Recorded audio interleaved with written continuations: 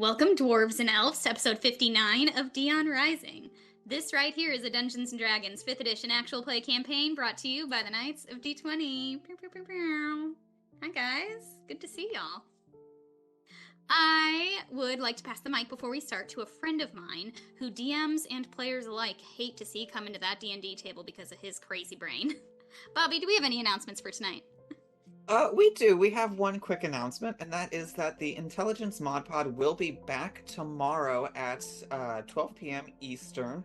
We're going to be talking about Barbarian subclasses from the 2024 Player Handbook. So if you are new to 5e, you're new to the new 2024 rules, and you want to know about these subclasses that the Barbarians are getting, me and Dane dissect them, and we rank them, so you know where they stand for us. If you have any questions you want answered about anything about subclasses for future episodes, feel free to head down to our Discord. We do have a little tab in there for the Int Mod Pod. Feel free to ask your questions, and if it's over something we've already done, I'm sure I can squeeze it in on a different video or on a tea time at some point. So get down there, ask your questions, and I will answer them because I know way too much about this crap. But I'm gonna send it back to our dungeon mother so we can get this adventure on the road. Thank you, Bobby! And thank you all for joining us as we embark on an epic adventure in the world of Dion, where heroes rise, dangers abound, and legends are born. Players, dice at the ready. Ooh, I didn't even take out my dice box today. DM dice at the ready. Jeez. Okay, let's see, it's right here. So, Circle of Sanctuary. Last time we played, the party, you all, searched the UUU cultist Jawbone's body, one of the two you defeated in the Barak Forge. And you found some troubling evidence on that body. You found an Infernal Warlock focus, a brass UUU emblem, and confirmation that Jawbone had been empowered by the Devil Vraxosaurus. With plans to travel to Arendriel, possibly to confront an entirely different cult, Thorgan pledged to rally the Middle Continent's political allies and mount a wider offensive to save the Middle Continent. The next morning brought some preparation after he recovered from the fight. Killian commissioned a few of the gnomes of the city to craft him some holy water-filled bullets. Ados upgraded his gear through a shrewd and morally dubious trade, and Seraphina found some solace in newly acquired dragon leather armor. So they can collect on those things as we go through the city, time in the city here. But reunited with Thorgan, the party also learned that the triumvirate of Arendriel was fighting in Ozuled, while Nurdistand, Seraphina's home country, or home city, was holding their own under Luminara Collegium's defenses. And the Silent Tide is attacking on those two fronts in Ozuled and Nurdistand, attempting to break through these marine blockades at the ocean at these two, the mouth of two rivers, attempting to head inland, apparently.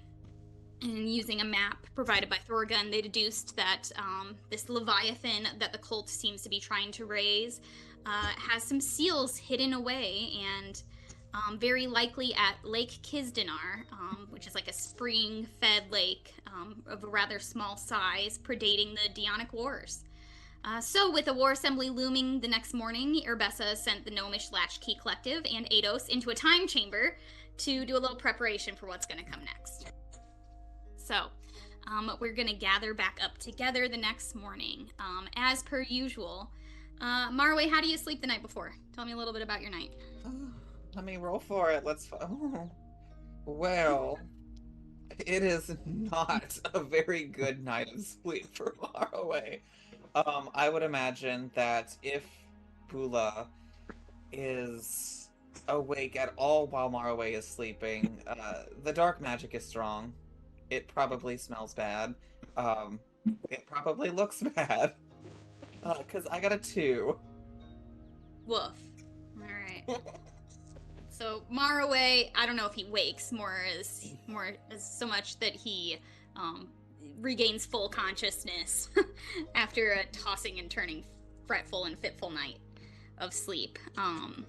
But where do we find Marway and Bula as you both sort of rise and head out into the city, knowing that Thorgan let you know that he had sent out word and is teleporting in this sort of war assembly throughout the Middle Continent within the next couple hours?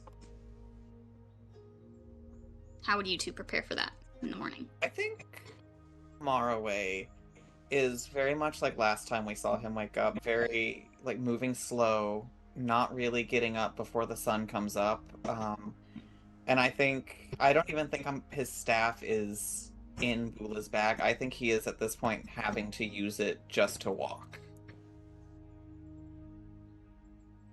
Bula, after a night of waking up occasionally, she's used to a lot of his nightmares. But she knows they're getting worse, and heavens, whatever he had before he went to bed, he shouldn't have again, because that smelled something awful.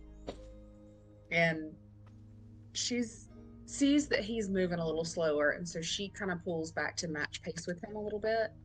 So she's maybe just cleaning and kind of shining her weapons a little slower than normal, or shining them a little extra long, just to stay back with him to see if he needs help, or if, so that he's not left alone.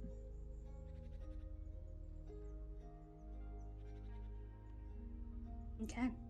I assume Killian, as usual, is the next to rise and leave his room. Where might you be found in the morning in Barak Forge? Have I been... So I've been already given the bullets, correct? Yes, yeah. I think they worked quickly. They also jumped into a time chamber so that they could finish them up more quickly than they anticipated. So they and Eidos that morning would be emerging from their sort of time chambers with your bullets ready. So you could head that way and pick them up. Perfect. So yeah, Killian will very graciously thank the gnomes for building or crafting these bullets for him. And if I'm not mistaken, did they also make a mold for them as well? Yeah, they made a mold and a sort of instruction booklet, more or less, for how they specifically how they glass blew the holy water chambers, because it's not just the bullet mold, it's this sort of glass shatterable chamber within the bullet that you have to make out of blown glass, essentially. So they included that as well as the actual bullet mold. Okay, perfect. So Killian will just take some time to... he doesn't want to waste the bullets or anything like that, but he's just gonna maybe find a training dummy somewhere, and he's just gonna practice his quick draw. He's just gonna have it on his side. Keep doing that. See how fast he can pull it out. Okay. Roll for me a sleight of hand check. All right. That's gonna be... Oh, that is a 9. 9. It's just they've upgraded this weapon so much. Already you've had it changed into sort of a revolver. You've started using sort of different calibers of bullets. So you're just trying to get your aim straight at this point. Your speed is there, your aim and accuracy is not yet. Not at this particular moment, but it's early. Haven't had coffee yet. We need to readjust this holster size. The gun's a little bit bigger. Yeah, it's like getting caught as you try and pull it out. Okay. Seraphina, I know you went to sleep once again, probably hoping not to have scales in the morning. Oh my gosh, yeah. She wakes up, kind of startles herself, seeing herself in the morning. She still hasn't gotten used to how she looks. I think she is going to quickly get dressed and grab Glitterbell and head back down to the shop to go pick up her the little armor that she ordered. And I think she'll put on her hood to kind of stealthily head down to the shop areas. But on her way, she sees Killian embarrassing himself, and she giggles.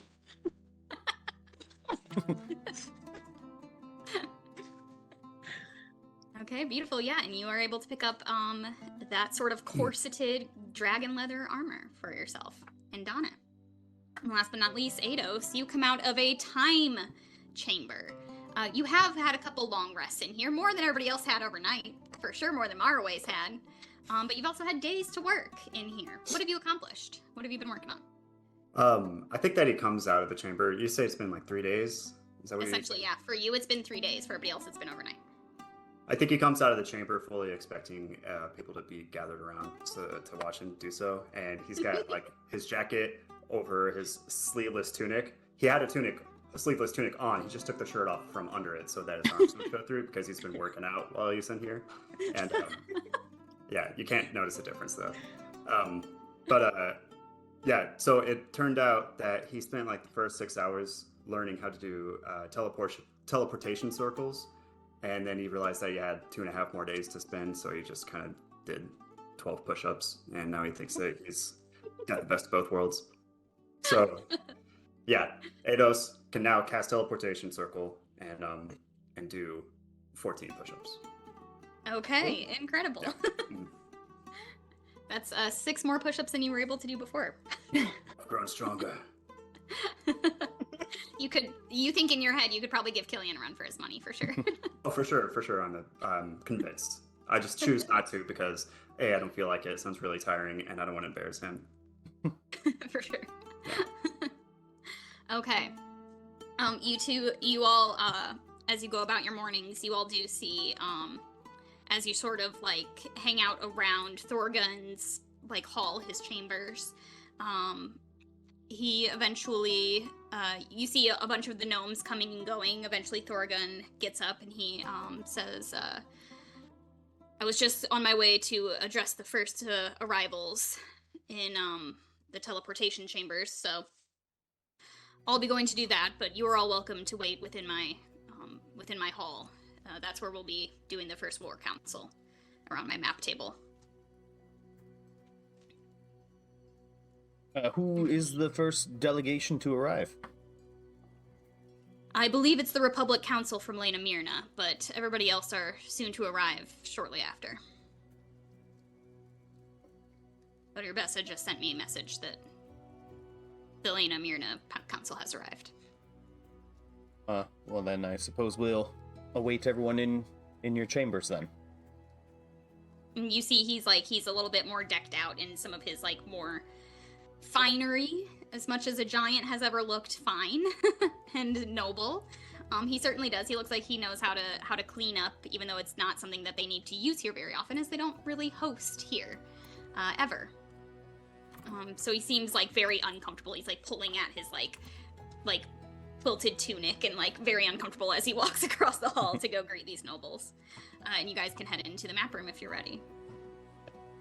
Where it's essentially his chamber that he's cleared out a lot of his. He's had like help clearing out a lot of his own personal effects and just sort of made it into what you would picture as like a war council room. There's a large map table in the center of the room, showing all of the middle continent, including all of the surrounding islands.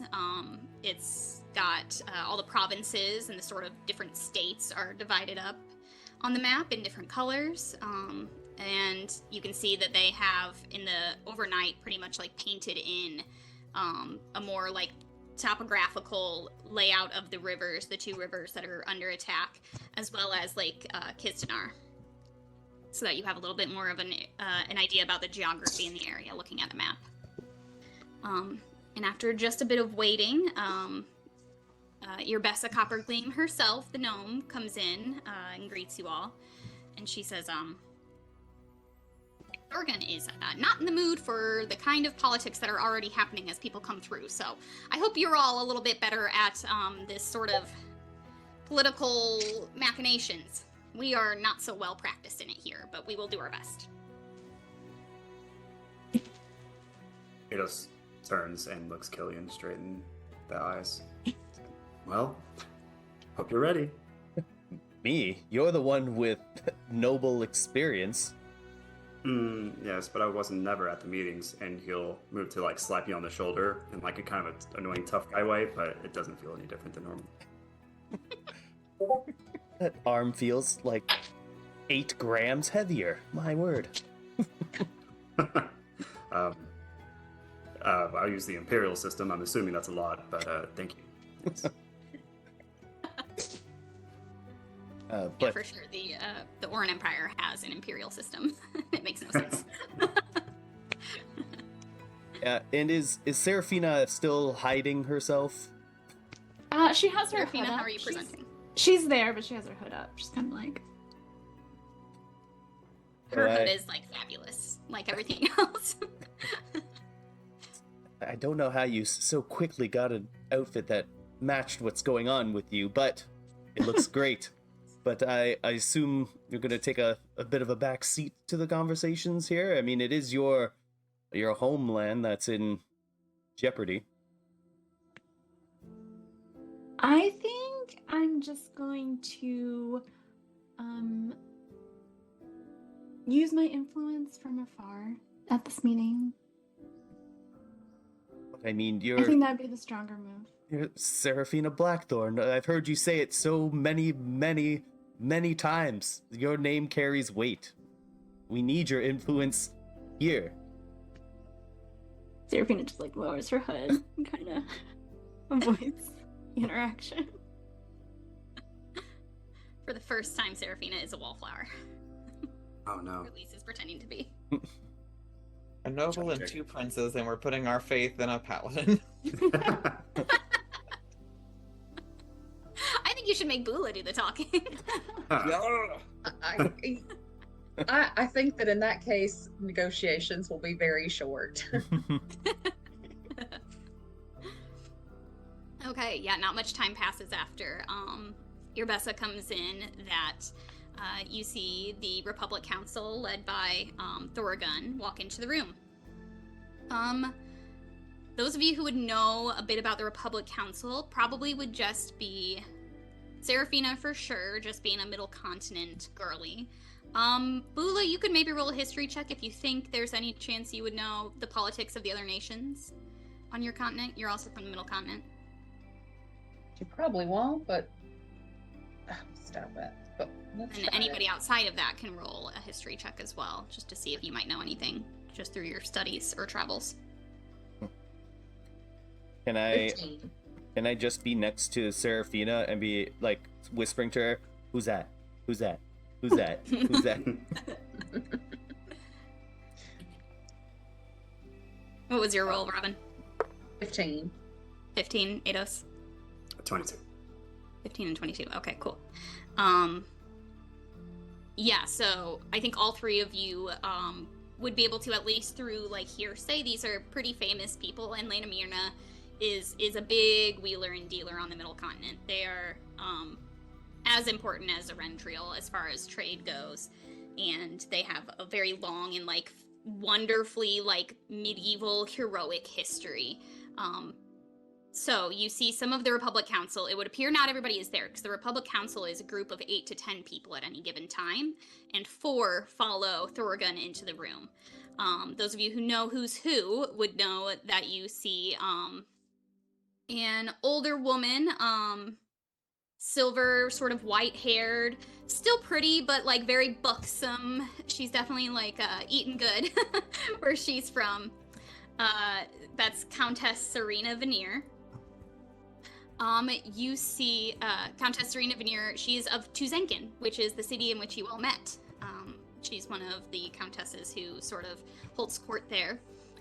You also see Viscount Percival Ashen. He is an older human man, quite handsome, with like a pointed white beard, very like well-trimmed, slightly longer hair, but not shaggy, like very well-brushed hair, just like above his shoulders. A pretty stern look on his face. He is of the Arling by Timberland, which is sort of an island to the north of Lena Mirna, a rather large island, but they are a major producer of tree oils and lumber for the entire continent. So a rather wealthy island sort of spot of Lena Mirna. You see the Archbishop Fable Strobe. He's a dark-skinned man with like very short cropped hair, and he's wearing like cleric's robes, like priest's robes. And he also has a pretty serious countenance, but he's quite a bit younger than the others. He himself is from Jargith, which is a smaller, sort of more than a village, less than a city, mid-sized town, essentially. But he sort of represents more like inland Lena Mirna as far as his area goes. And then, surprisingly, you all see a red-skinned tiefling woman with bright yellow eyes follow them in, 2 long horns, bright red skin. That's Dame Heresy. She's one of the more famous council members of the Republic of Laenamirna, because A, she's a tiefling, B, she's pretty politically noisy is a nice way that people would say it. She's quite young for a tiefling, and she has a patron that she doesn't like to talk about, but it's an open secret that she's a warlock with a patron of some sort, and therefore she has quite a bit of actual arcane power as well as political power. She is from the city Kesden, which is it's on one of the islands that they call the Skip Stones, which are these like islands between the Middle Continent and the Eastern Continent that Laenamirna discovered to travel and sort of populate the Eastern Continent. So that's the Council of the Republic who walk in. It's a very mixed bag. They seem, as far as their like countenance to each other, they seem to be relatively professional in demeanor with each other. They don't seem to be like particularly close, any couple of them. Yeah, so that's what you see walking in. You're welcome to make small talk with them. They sort of eye you all as they walk into the room, some looking a little bit more confused than others about who you all might be. But Seraphina, roll an insight check.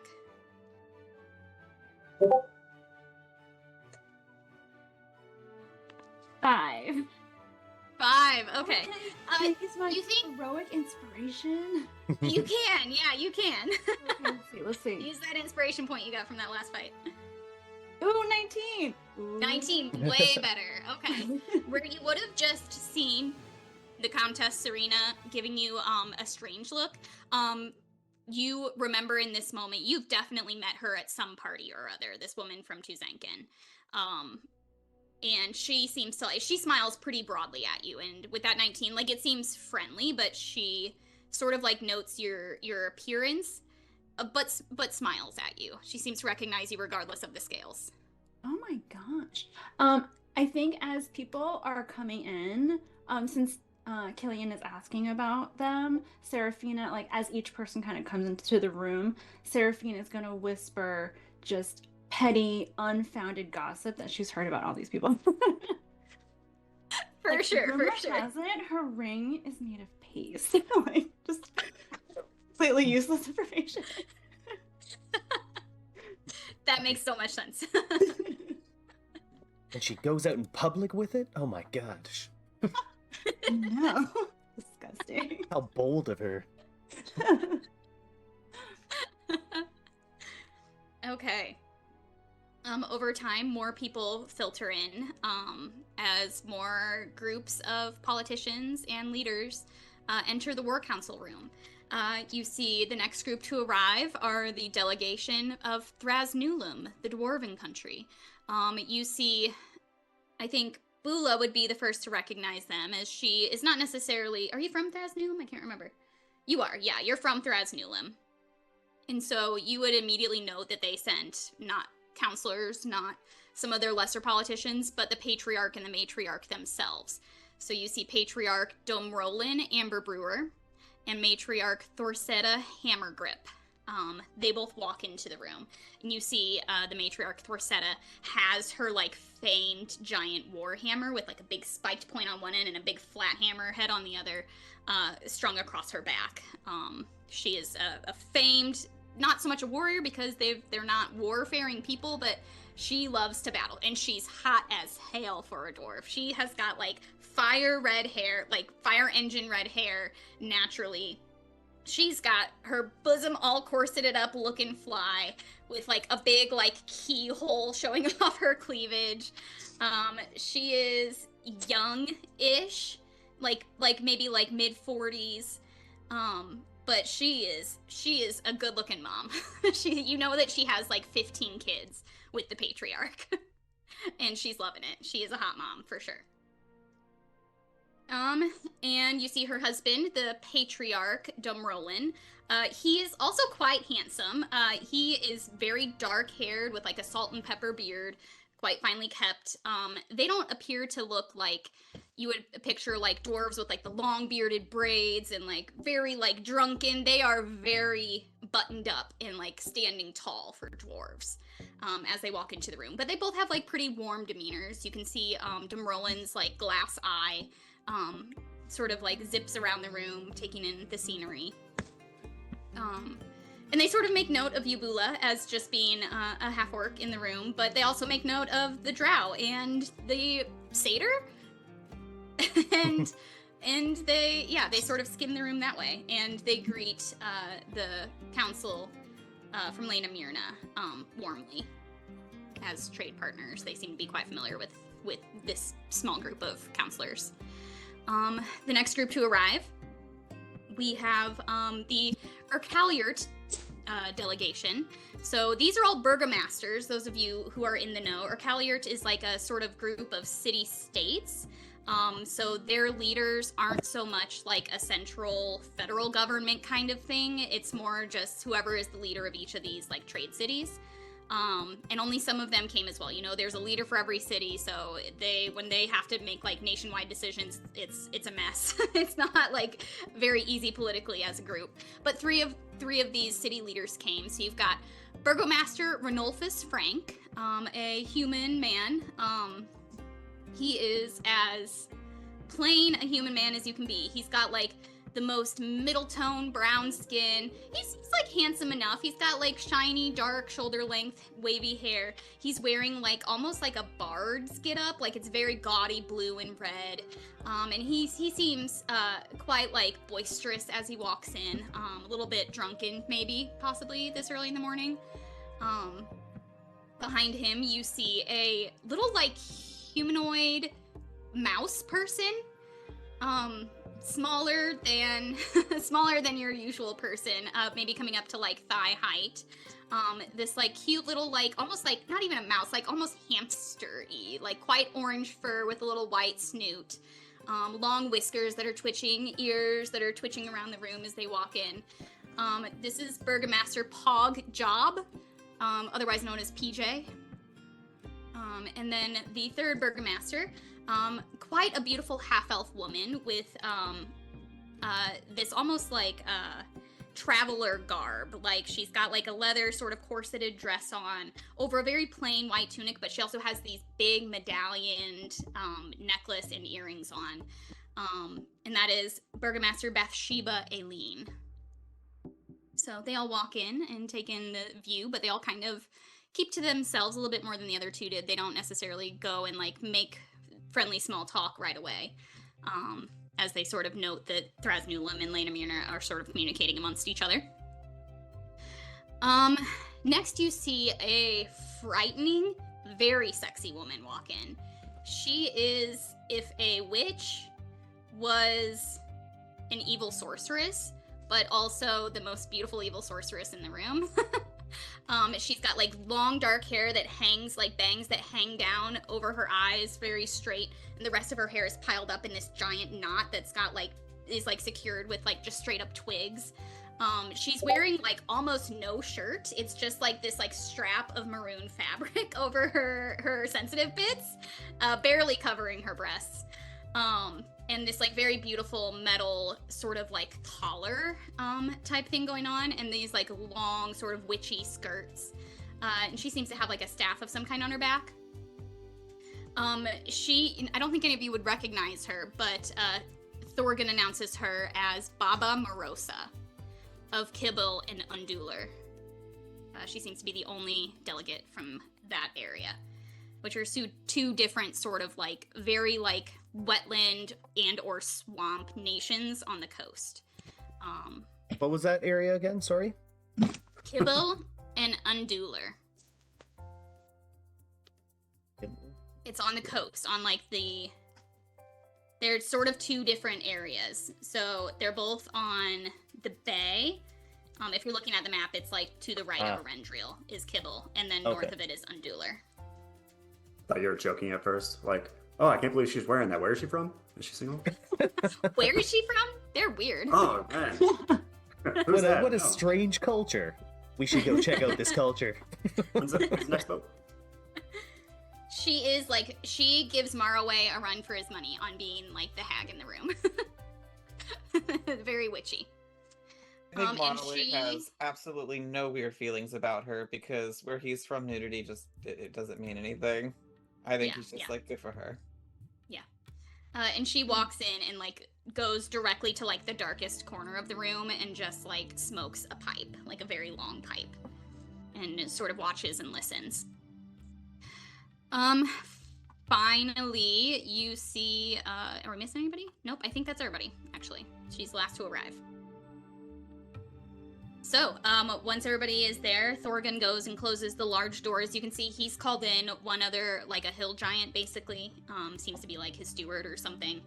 Someone who helps him run the city. And then Irbessa and the Latchkey Collective are all there to represent Morn.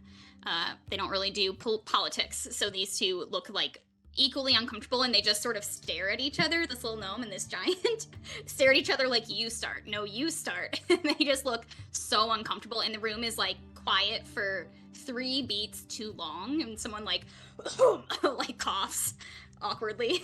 It's very uncomfortable. But finally, Irbessa sort of climbs up on her chair so everybody can see her over the map table, which is made for human height. So too short for Thorgan, too tall for Irbessa. But she climbs up to look everybody sort of at eye level. And she says, "The workers of Morn welcome you all to our fine city of Barak Forge. It is an honor to have the first assembly ever to take place in our fine city and nation." And there's like very like polite applause as she pauses again for 3 beats too long and then says, "Well, as you can tell, we are not ones for long speeches. You all know why you've been summoned.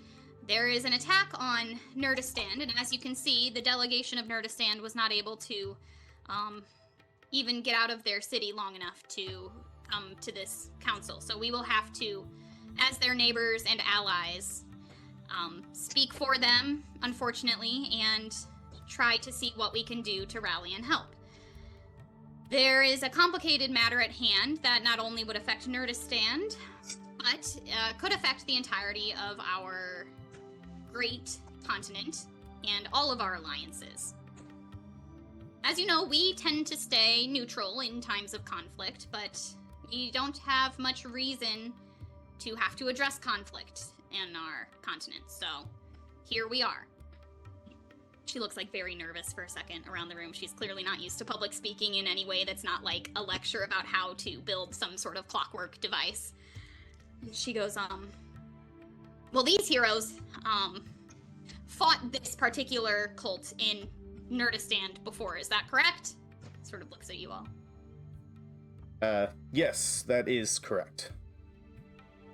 So they may know more about what we all know as a collective, but it is time for all of our nations to band together to try and help Nurdistand in whatever way we can. So, first things first, we must know thy enemy. Sir Killian, do you mind telling us a bit about who Nurdistand is up against and if you know any kind of motivation or why? Certainly. And Killian will stand up and present himself with as large a chest as he possibly can, just an imposing stance as he kind of takes the stage. And if anyone on the side of my party is looking at Killian, you just see like a couple beads of sweat just dropping down the side of his face. Greetings, delegates. My name is Killian Saldriv. I am a member of the Protectorate of Oasis, and for those that are familiar with our order, we are the vanguard for investigating dark dealings that take place across Dion. On our travels to Nurdistan, just a few nights ago, well, maybe a few weeks ago at this point, we encountered a devious plot from a group that calls themselves the Silent Tide. And from our investigations, we had learned that shape changers had infiltrated the navy of Nurdistan, and they sought to overthrow the what's the college called? Again. Illuminari. Yeah. And they sought to overthrow the Illuminara and essentially take over the city. And through our investigations, we have discovered that their goal is to unleash a Leviathan that has been seemingly sealed away around various seals around Lena Myrna and the Middle Continent. Now, our esteemed guest, or our esteemed host, Thorgan, could tell you more about the battle that took place in Barak just a few days ago against these devious fiends. And, well, the battle was not an easy one.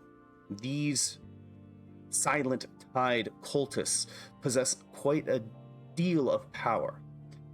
And now they have blockaded the seas and the bays around Nurdistan and Ozuled. And I'm sure that that is putting a damper on the trade amongst the various continents and cities of the Middle Continent. And we seek your aid in breaking the blockade and freeing Nurdistan and Ozuled. Now, we have some information about where some of these potential seals for this Leviathan may be. And we are volunteering ourselves to act as the infiltrating force to hopefully stop these silent cultists before they can break these seals and unleash this Leviathan. This is really all that we have knowledge of, but if we have any questions, we will do our best to answer them. I think like two of the counselors from Lena Myrna, both the patriarch and the matriarch from Thraz Nulum, and one of the burgomasters, Renulfus, all start like talking over each other at once with questions, and eventually Thorgan, one at a time. Burgomaster, please. And Renulfus says, this cult, if they plan to raise a Leviathan, must only the sort of coastal cities and countries be concerned? It doesn't seem that this is a problem for those of us who live further inland. What do you know of this Leviathan creature? And just quickly as an aside for our group, I don't know if we have... Do we have a name for this Leviathan? Was it named before? Barzal. Varazal, yeah. What's it called? Sorry, say again? Varazal. Varazal. And do we know, like, any sort of history about this thing outside of it just being a Leviathan? Like, does it have a history in Lena Myrna? Or Middle Continents in general? I don't know that any of you had tried to see, but some of you might have done some research separately off camera. So if anybody would like to have done a little bit of asking around and research, go ahead and roll a history or arcana check. I'll do it. Also, just straight up have notes too. And those will have to do because I rolled a nat 1. Serafina's a 15. Heroic inspiration. Okay. So Eidos, take a minute to review your notes, see what you guys actually know from game. Serafina, you had a brush with some of these monsters, not necessarily the Leviathan itself, but these like aquatic monsters of different types that had been sent by this like drowned dreamer Varazal. Knowing what you know from that and a little bit of research you've done since, it seems like this thing is like it's an aquatic creature. It needs water to survive. Deep water in particular is what you would assume and what you might have learned about Leviathans in general. This particular Leviathan, not a lot that you would know or be able to find. Okay, like beneath my hood, I'll kind of whisper to Killian. Sure, yeah. Does Eidos whisper anything to me? I think Eidos will just stand up and kind of address the room with what he knows. So In our travels, we have learned only a little bit about the Leviathan Barazal. Mostly just legend. The continent used to be in two, and when it became one, it brought the Leviathan closer to the surface, and it had to be magically sealed away. The Silent Tide basically wants to break these seals to release Barazal and essentially return the world back to the way it was before the Dionic Wars. It would essentially erase civilization. Arnulfus says, that does make sense. He sort of addresses the room as well. He says, we don't often share our trade route maps, especially the ones that are pre-Dionic, but as you all know, we have many. And I have seen pre-Dionic trade route maps of this continent that would appear to show a more substantial, deeper river flowing essentially across what is now the highlands of Erentriel, bisecting the continent entirely. I assumed it was mere topography changes since the many thousands of years that the map was created, but if this is true, we may be thinking of the same ancient river. And we have had dealings with some of the creatures that do the bidding of Verisol. And these creatures strike from the depths of the sea. And if a large river were to bisect the continent, well, that would drive these creatures inland. And Thorgan can also attest to the fact that these cultists do possess quite some potent magical abilities. There would be no reason with their deity unleashed that they would not spread their influence throughout the land as well. Dame Heresy, the tiefling, says, you notice, she sort of like is mumbling under her breath for a moment, almost like in a conversation. And her eyes are sort of like glowing and arcane, and you can kind of see her casting like essentially like a magic cantrip of some kind, or doing some kind of magical communication. And she says, my patron, confirms as much, and she knows a bit about this Leviathan Barazal. And everybody sort of like looks at her sideways. Seraphine, you notice that, so many names, sorry. Countess Serena is like especially looking at her sideways, sort of like concerned. Anytime it seems, mentions her patron, it gives this lady pause. She says, it is a deepwater Leviathan, and indeed it would bring about not just our continent's destruction, but could change the weather patterns of Dion and all of our agriculture forever. So I concur it would be wise to address this at first. And everybody sort of starts murmuring amongst themselves in a bit more of a panic hearing this. Eventually Thorgan sort of hushes the room again and says, we have very little time for planning. As you know, the sieges of Nurdistand are already well underway, so we have a few days to make a decision, possibly less, since we don't know when the Navy of Erentriel is going to eventually break.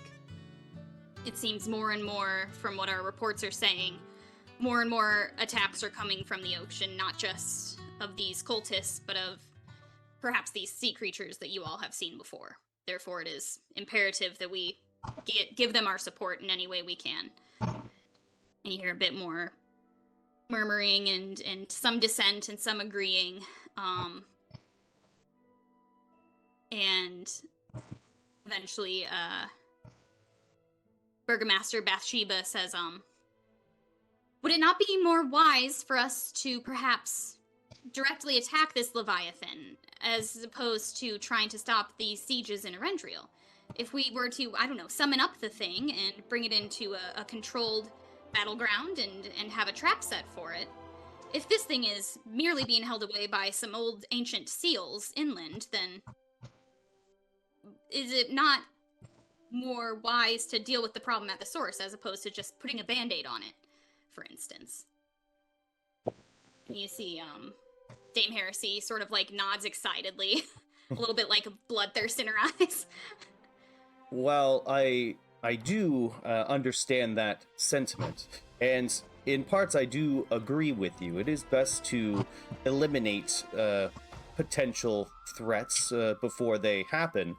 I feel as though that decision, well, one, will likely need the support of the mages of the Illuminara.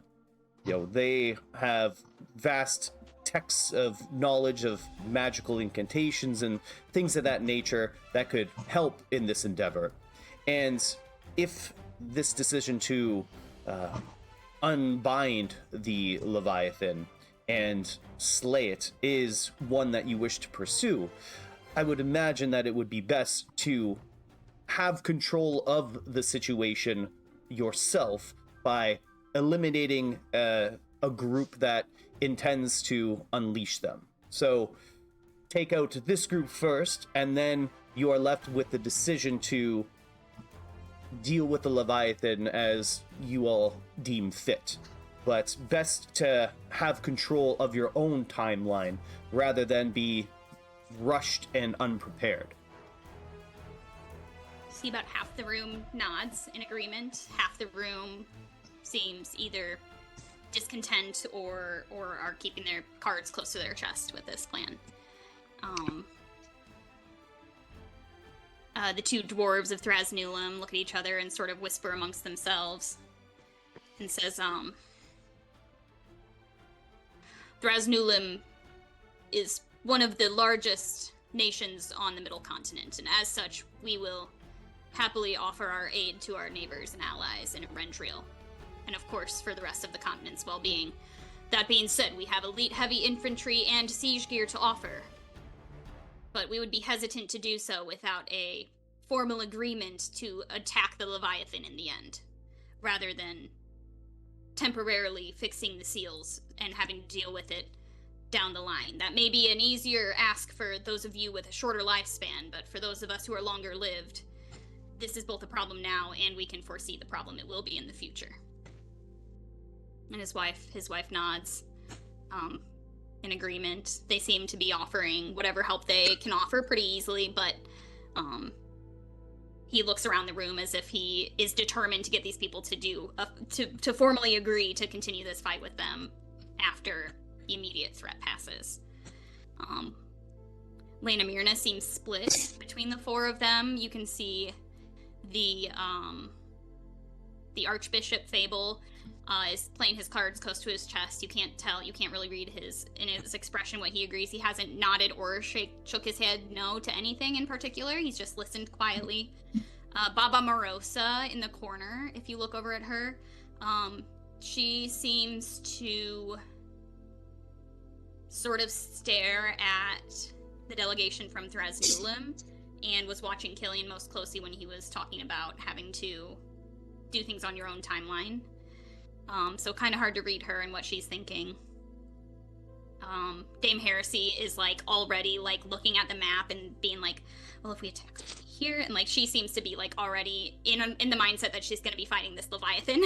She seems to want to attack just the creature itself. So the room is sort of all over the place, and Thorgan looks at you all, sort of like shrugs. He says, well, we have to come to some sort of agreement in what our next steps are. So perhaps it's best if you consult with your individual courts and your nations and figure out what resources you can offer right now, and where we disperse those resources will be our next decision. Whether that be at either of the river mouths where the sieges are currently happening, or further inland to support with correcting the seals. And Dame Heresy says, or at the Bay of Ilar to fight the beast. Don't take that off the table just yet.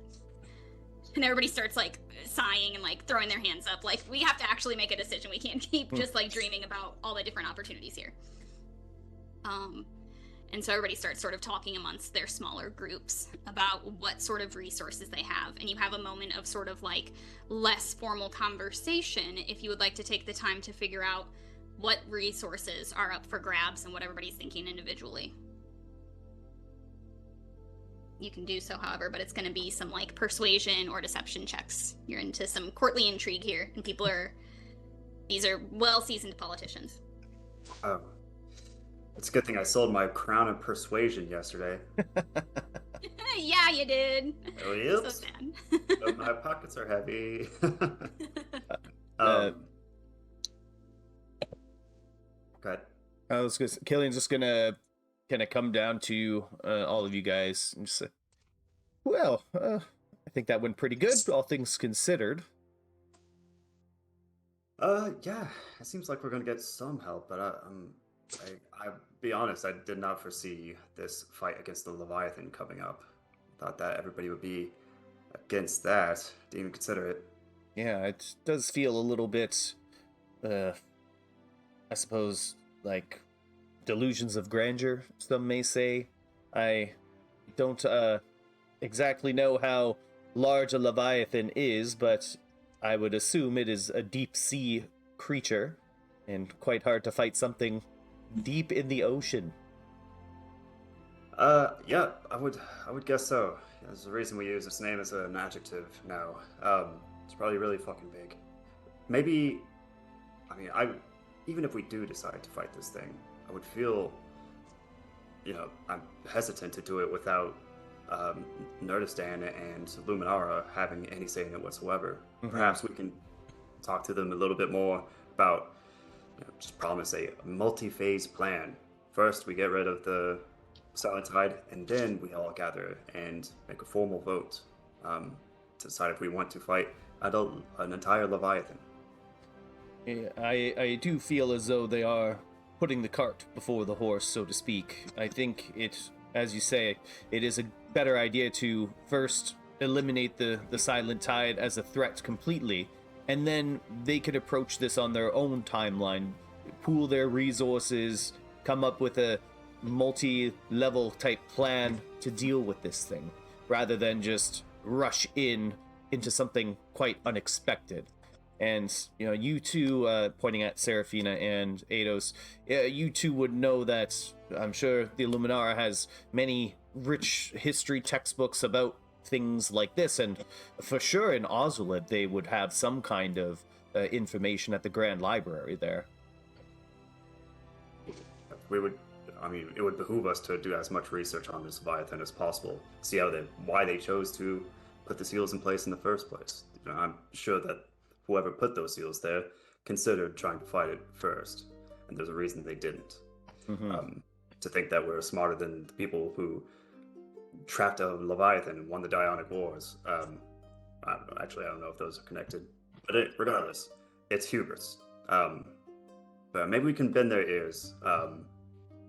Maybe I could talk to the burgomasters and see how they're feeling about the situation. Ask them to have patience. Yeah, I think right now our best move is to try to split up.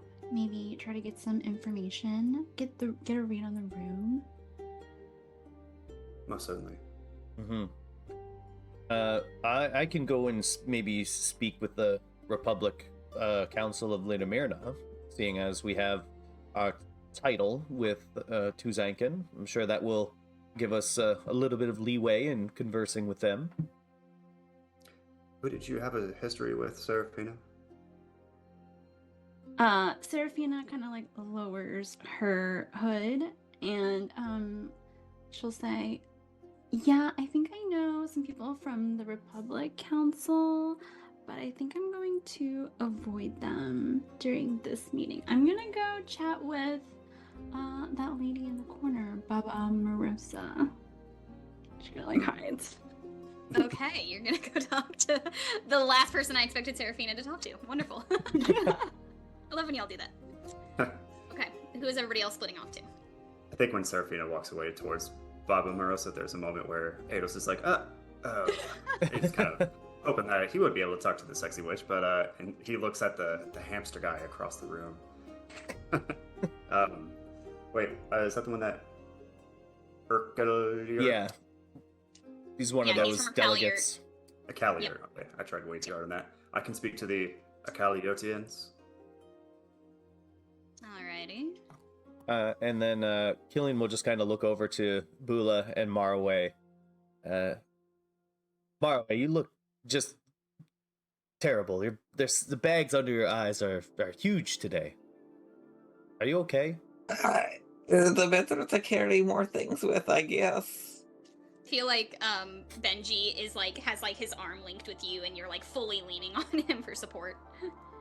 One arm Benji, one arm staff, just like Yeah. legs a wobbling. Yeah, so tired. Maybe it's best if you just stay here with Benji for now. You look a little bit tired. Sometimes when you're tired, it's hard to string thoughts together. Are you sure I could maybe be of the useful if you want me to try? Benji says, Marway, why don't you and me look at this topographical map and think of some ways that we can use the land to our advantage? Look, it's a really pretty map.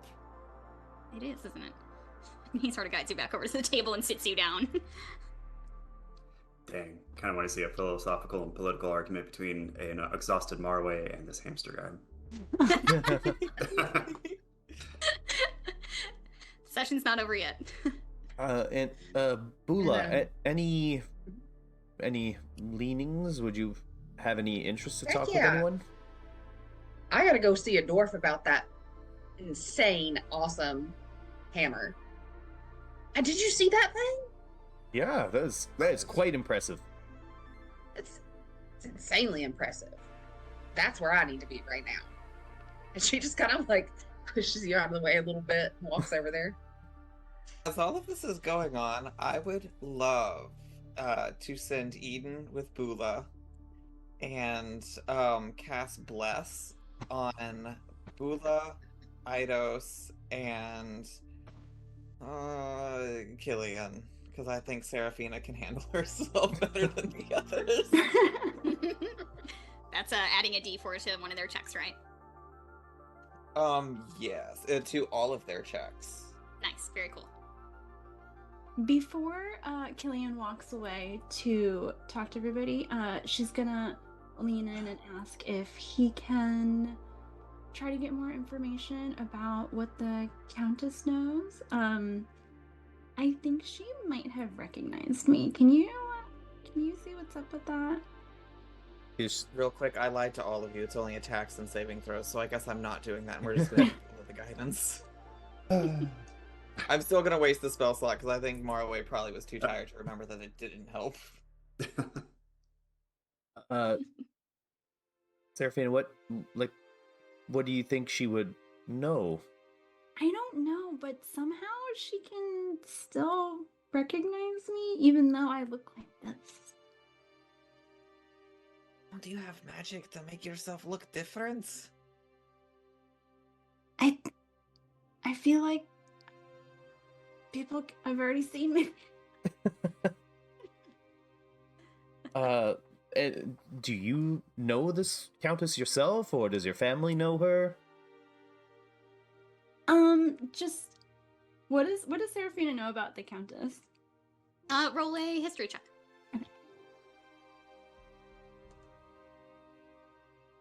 Seven. You know Just that in process. Zenkin, you know that in Zenkin, in her being of like, they call themselves the Republic Council, but the political like setup, the sort of political landscape of Lanamirna is still very much almost like a fiefdom. Like they still have a hierarchy of Countess and Viscount and Dukes and so within all of that, she is like a noble woman of Lanamirna. That being said, she is like a very well-liked, like, you know, a bunch of people, instead of calling her like Countess Serena, they call her like Grandmother Serena. Like, that's how you would have been introduced to her. Okay. And it probably would have been when you were young that you met her at some party or other that Luminara was throwing. and she came as a noble of another nation, and she definitely would have like introduced herself and like pinched your cheeks because you were so cute. And yeah, she's like a very warm, like almost grandmotherly woman. But she is still like she's still a politician Okay. at heart and a noble at heart. Okay. You definitely know like rumors about her, but I don't know that you know much about her like actual personality besides just that she has this sort of like grandmotherly disposition. Okay. So yeah, Seraphina will relay this to Killian. So she's a nice old lady. Okay.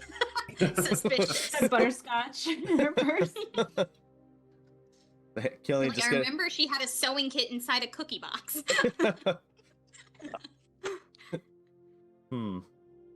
I mean, okay, I can see if she knows anything about you specifically, but okay. Yeah, I don't know how she can tell, but I feel like she knows something. And I don't know if I can really use my disguise self in this moment. Okay. All right, so you just want me to see if she recognized you. Yeah. But bring And- it up slyly. You know, be cool about it. Yes, if there's man. one thing I am, Chill. it's cool. All right. I'm just gonna like start walking like it's like be cool, walk like super awkwardly. Okay, you all split off to speak to your individual factions. Let's start with Seraphina going over to Baba Morosa, who sort of gives you a once-over coolly and then goes back to sort of surveying the rest of the room. Doesn't greet you at all as you approach. Seraphina is going to walk up and she'll ask what she's smoking from her pipe. Where'd she get her tobacco? This is weed of the water, darling. It is the only thing that makes this all quite tolerable for me. I'm not used to being in such fine, esteemed company. She takes another hit. She offers you the pipe silently. Ooh. Seraphina will take a drag. It's surprisingly fruity. it's got a Ooh. nice, like, almost like it's like if you were smoking like the leaves of an orange. It's quite like a citrusy, almost minty flavor. Oh, this is Surprising very because this nice. woman smells like swampy, like water and mud. Clean water and mud, but water and mud. Oh my goodness, where can I find this? This is amazing. This grows on every tree and thicket in my homeland, darling. Have you Ooh, been to and Kibblera Undular? I have not. Tell me about it. She sort of looks you up and down again. Are you wearing your more sensible boots or your heels right now? I'm wearing my heels. I'm wearing Okay, she says, Dear girl, I do not think it is the place for you, but it is a beautiful wetland and a community of people who keep each other safe and dry. Have you even heard of this Leviathan that they're talking about? She says, it is not something that the trees have whispered to me about in the past, but I will be asking around a bit if I go home before we march into battle. Leviathans are no laughing matter, though, so I do hope you take this quite seriously.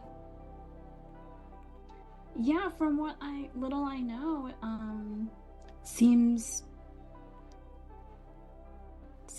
like something that could easily overtake us all. So, yeah. Go ahead and roll an insight check just to kind of read her. Yeah, I so want that to you get can like plan what you say to her. Yeah. Yeah, I kind of want to see if I can tell anything. Only 9. Only 9. Okay. She is. I think what you would know about her at this point, the way she's speaking maybe like jogs your memory a bit, and like the name Witch of the Wetlands comes to your mind, especially she said the word wetlands once or twice. Okay. And you're like, Baba Morosa, are you the Witch of the, like, this is like practically like an old like wives' tale that you would have, like, your sibling would have tried to scare you with, like your big sister would have tried to frighten you with this like story of the Witch of the Wetlands, about this like witch who wanders in kibble. And she certainly looks witchy, she smells witchy. By all accounts, this is a witch. Okay. Seraphina will say, I've always admired the Witch of the Wetlands. Have you heard of her? That is not a name my own kin call me, but if you are someone who enjoys the stories of children and ancient wives' tales, then you may know me as the Witch of the Wetlands, you may know me as the Morrigan, many just call me Baba Morosa. I have had many names in my long life. And how did you become this, so powerful? She gives you a once-over, and she says, I could ask you the very same thing, girl. I recently come into a transitional period of my life. She says, I do have a curiosity about nature and all of its kin. You don't have the build of a dragonborn. You don't have the build of a half-dragon. Is it quite, unbecoming, or... I'm not very politically minded, you might be able to tell. What are you, girl? I haven't quite parsed it out myself, to be honest. I looked quite different just a few days ago, and a single tear rolls down her face. Your power does smell fresh. You're fascinating. I am glad you are here in this fight with us. And at this point you see, like, she sort of lets a little bit, just a little bit of a facade drop as she looks a little bit genuinely afraid. This fight is going to be the one possibly to save all of my home. We are a coastal floodland. We are a wetland through and through in both nations. We depend on the balance of nature remaining. You and your friends smell of some variety grab bag of magics that I don't want to begin to delve into.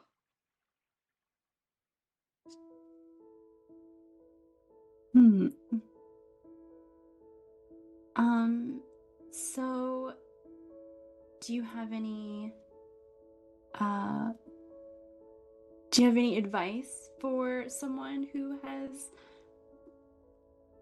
just come into their power? Smells fresh, as you said. I find that practice makes perfect. My mother trained me and treated me never as a child, but as a young bomb ready to explode with potential. Treat yourself like a young bomb, and hopefully the explosion, once it happens, will not blow up all of your loved ones. And she sort of looks around at your companions as they have their conversations around the room. She says, those of us with this kind of power must tread lightly, or we will do more harm than good. I know not where you get your power from, but wherever it is, learn everything you can about it. We cannot control what we do not understand. And how did you come to understand? I draw my power from the ground and the water itself. I am what you might call a druid of sorts. And this is not so much an understanding, but a pact. Not unlike, she looks over at the tiefling, Not unlike those with a patronage, but an agreement with the powers of nature itself.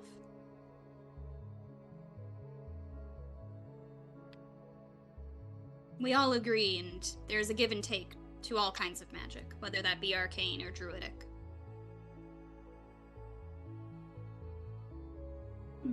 Okay, well, thank you so much for your advice and for your pipe, sharing your pipe. She says, my people are not, organized like those of all these other home places, but we have much to offer when it comes to knowing the land and using the land to a benefit. So, it is in our best interest to come if you call. I am by no means a leader where I am from, but I am heard when I speak. You may tell the others as long as they are there to fight with us, we are there. Thank you. I will definitely let my compatriots know. She nods a little bit respectfully. Okay, skipping over to Killian. No. You're talking to Lena Mirna, yeah? Yeah. That delegation? Okay. As Killian heads over there, he's just gonna say to himself, you can do this, you could do this, you could do this, you could do this. And he'll cast guidance on himself as he walks over. And as he walks up, are they all together, like the four of them? Yeah, yep, the four of them are sort of in one side of the room. As I approach, do I see like a dynamic of the group? Like how, like, is someone controlling the conversation? Are people like kind of just sitting and listening to one person take over? Like, what's it look like? Good call. Roll just a very quick insight check with advantage because you're looking for something so specific. All right. Oh, a nat 20 A nat 20, very nice. for my insight, because I want to add it, is 1. All right, 21. 21, beautiful. Okay, you see Dame Heresy is arms crossed, pouting, but listening. Viscount Percival of the Timberland, he is the one sort of like commanding the conversation. And like it sounds very, as you approach, he's just using a lot of like very dry political language about numbers of forces, numbers of ships. He seems to have a good amount of like information about the actual siege that's happening. He seems to be in the know a little bit more than the others. Countess Serena is sort of agreeing along to him, this sort of like grandmotherly figure, listening and sort of giving her input. Specifically, Tuzenkin has the largest number of like military forces in all of Lena Mirna, so she is sort of like inputting that information. And then the Archbishop Fable is speaking of what the church can offer for healers. So it seems to be a pretty balanced conversation, but they are really like deferring to the Viscount, the older man. Okay, the Viscount, gotcha. All right. So Killian will walk over and very regally introduce himself, and he'll just say, greetings, Council of Lena Mirna. My name is Killian Sadrev, Protectorate of Oasis, Champion of Flowers of Tuzank, and Steward of Arendriel.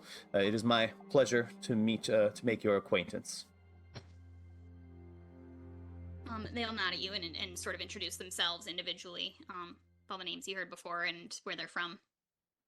The Viscount says, "You've traveled far, son." That I have, all the way from Cordia to the Middle Continent, and actually the fine city of Tuzankin was one of my first stops on the Middle Continent. I heard many stories as a boy of the Protectorate. I am fascinated to pick your brain and hear your tales of adventure. And I would love to have that discussion with you, but I do feel as though we have some more pressing matters to attend to at the current moment. And pardon my rudeness, I couldn't help but overhear you guys discussing some potential forces that you could muster. The Countess says, indeed, we have a fair amount of land forces, and the Viscount himself is commander of a rather large fleet of ships from the Timberland, and could procure more even still for the right price. And she sort of like gives him like a wink, and the Viscount like grins, and he says, the thing about Lena Myrna, son, is very rarely will we offer our support without having certain benefits to our people. You understand, of course, we have to watch out for Lena Myrna and its people. Of course. I mean, I would not expect someone to put forth so many lives, so many forces, and not have some kind of guarantee of recompense for it. Dame Heresy says, the thing they are not telling you about is that we need to be concerned that most of Lena Myrna may not exist if we do not give our forces and if no one agrees to pay you the rather large sum that you ask. And she sort of like tries to give Viscount a dressing down, but she's like a teenage girl with an attitude, and they all seem to like just kind of roll their eyes at her. Even the Archbishop has trouble like keeping a respectful face on when she speaks. Well, Dame Heresy does speak some truth. If the continent no longer ceases to exist, hard to, extract gold if there is no one there to pay it. She says, yes, it is quite easy for the Viscount to sit on his high horse from his island to the north, not being a part of the mainland, but those of us a little closer to the danger have much to say about what we should do next. And are a bit more willing to compromise, but unfortunately that will not change the way the council votes, so whatever you can do to help me convince them that we need to offer our aid regardless of payment would be much appreciated. And the Viscount says we have to be paid for our people. We have to have our laborers have a fair wage. This is how Lena Myrna has always been the power in the world that we are. Yeah. It's by paying our people a living wage. We cannot just recruit people into an army that they will not see a benefit from. Mm-hmm. And I do understand your plight, even if just in the smallest of fractions of what you deal with, Viscount. Me and my compatriots just came into owning our own ship, and just figuring out the funds just to pay our sailors has been quite the task. So I could only imagine you deal with this on such a grander scale compared to, the small experience that I have. They all nod, and except for Heresy, who sort of rolls her eyes. She seems to be sick of the talk of money, even though she is like a city leader and a counselor, and she should be better at this political stuff. But the Archbishop says, well, the good news is we have many a people in Lena Myrna. The humans are a scrappy sort, and we, in the Dionic Church, have many resources on healing and sort of backline support people, so we have much to offer. I think what my fellow council members are trying to get at is that we must do what's good for Lena Myrna, because what's good for Lena Myrna is good for the continent as a whole. Well, well said. I would have to believe that with breaking the blockade to Nurdistand and Ozuled, I would imagine that both of those cities would be quite grateful for the help. Now, I myself am no politician, but I'm certain there can be some sort of maybe a reward or something to, of course, pay you all off for your participation in freeing these cities from their current occupation. But I fear that that's something that needs to be further discussed once Nurdistand is set free, because as of this moment, there's no way to get in contact with them just yet, as we have no delegations from Nurdistand here tonight. Well, outside of what Nurdistan has to offer, we know that the forces that will be riding in outside of Nurdistan will need ships to get there if we are going in by the bay. Same for land forces if we decide to teleport in an army from inland. That all being said, if you can convince the delegations from Thrasnulum and Urkaliert to pay for the ships that will be needed, Lena Myrna will supply them. I do not need Kibble and Unduller's money. It is no good where we are. Thrasnulum and which other country? Or Urkaliert. Urkaliert, okay. That's where the burgomasters are from. You know, Urkaliert is where the city Suntapelli is. Wow. It's like got all these like ports and lots of like vacation, very, very wealthy place. Very wealthy city states. Yeah, and is would Killian know I don't know if he'd know much about Thrasnulum, to be honest, so yeah, Thrasnulum, it's more dwarven, takes up a whole lot more land, very desert, arid, and mountainous. They have a lot of money, specifically because they provide a lot of ore, obviously, just being dwarven miners. They have all the big mines, essentially. Not all of them, but a good amount of them. And they do a lot of, like, weapon crafting, siege, weaponry, that kind of stuff. The stuff that is a little bit more brute force than the stuff produced by Morn, which is more specific and magical. Yeah. Or techie. Well, some of my compatriots are speaking with the other delegates at this moment. Perhaps I'll just put a little bug in their ear about maybe what some of your what you're offering, I should say. And Dame Heresy, I couldn't help but notice your excitement at considering doing battle with the Leviathan. I have overcome my more, some might call it darker nature. I try to be a leader who is wise and rules with caution. However, I would love to fight a Leviathan. And they're all like, we can't keep telling you that not everything is going to be a big battle. She's like, we have never seen war. I am made to kill. You have to let me kill something sometime. And it seems that she is just like a little bit bloodthirsty as a person. Dame Heresy, I can understand your sentiments. As a member of the Protectorate of Oasis, we ourselves are the front line for dealing with some of the darker creatures and darker magics that occur throughout all of Dion. So getting ahead of something as potentially catastrophic as a Leviathan would be something the Protectorate would see as a very high calling. But just as the delegates from Thrasnulum stated, this is definitely going to be an issue that could potentially affect the future. So I do believe it does need to be taken care of at a certain time.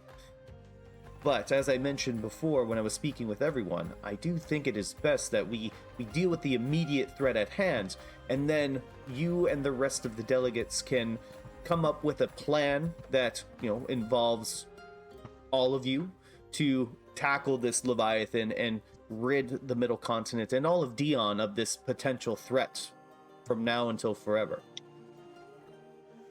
I could get on board with that. I just need everybody to understand that my home is on one of the skipstones, which is, if this creature is in the Bay of Ilar, we are in this continent the closest to that threat, and we would be the first to drown in the waters, so to speak. So, I would like it to still be considered when we get down to business and brass tacks that we must dig out the tree by the root in the end.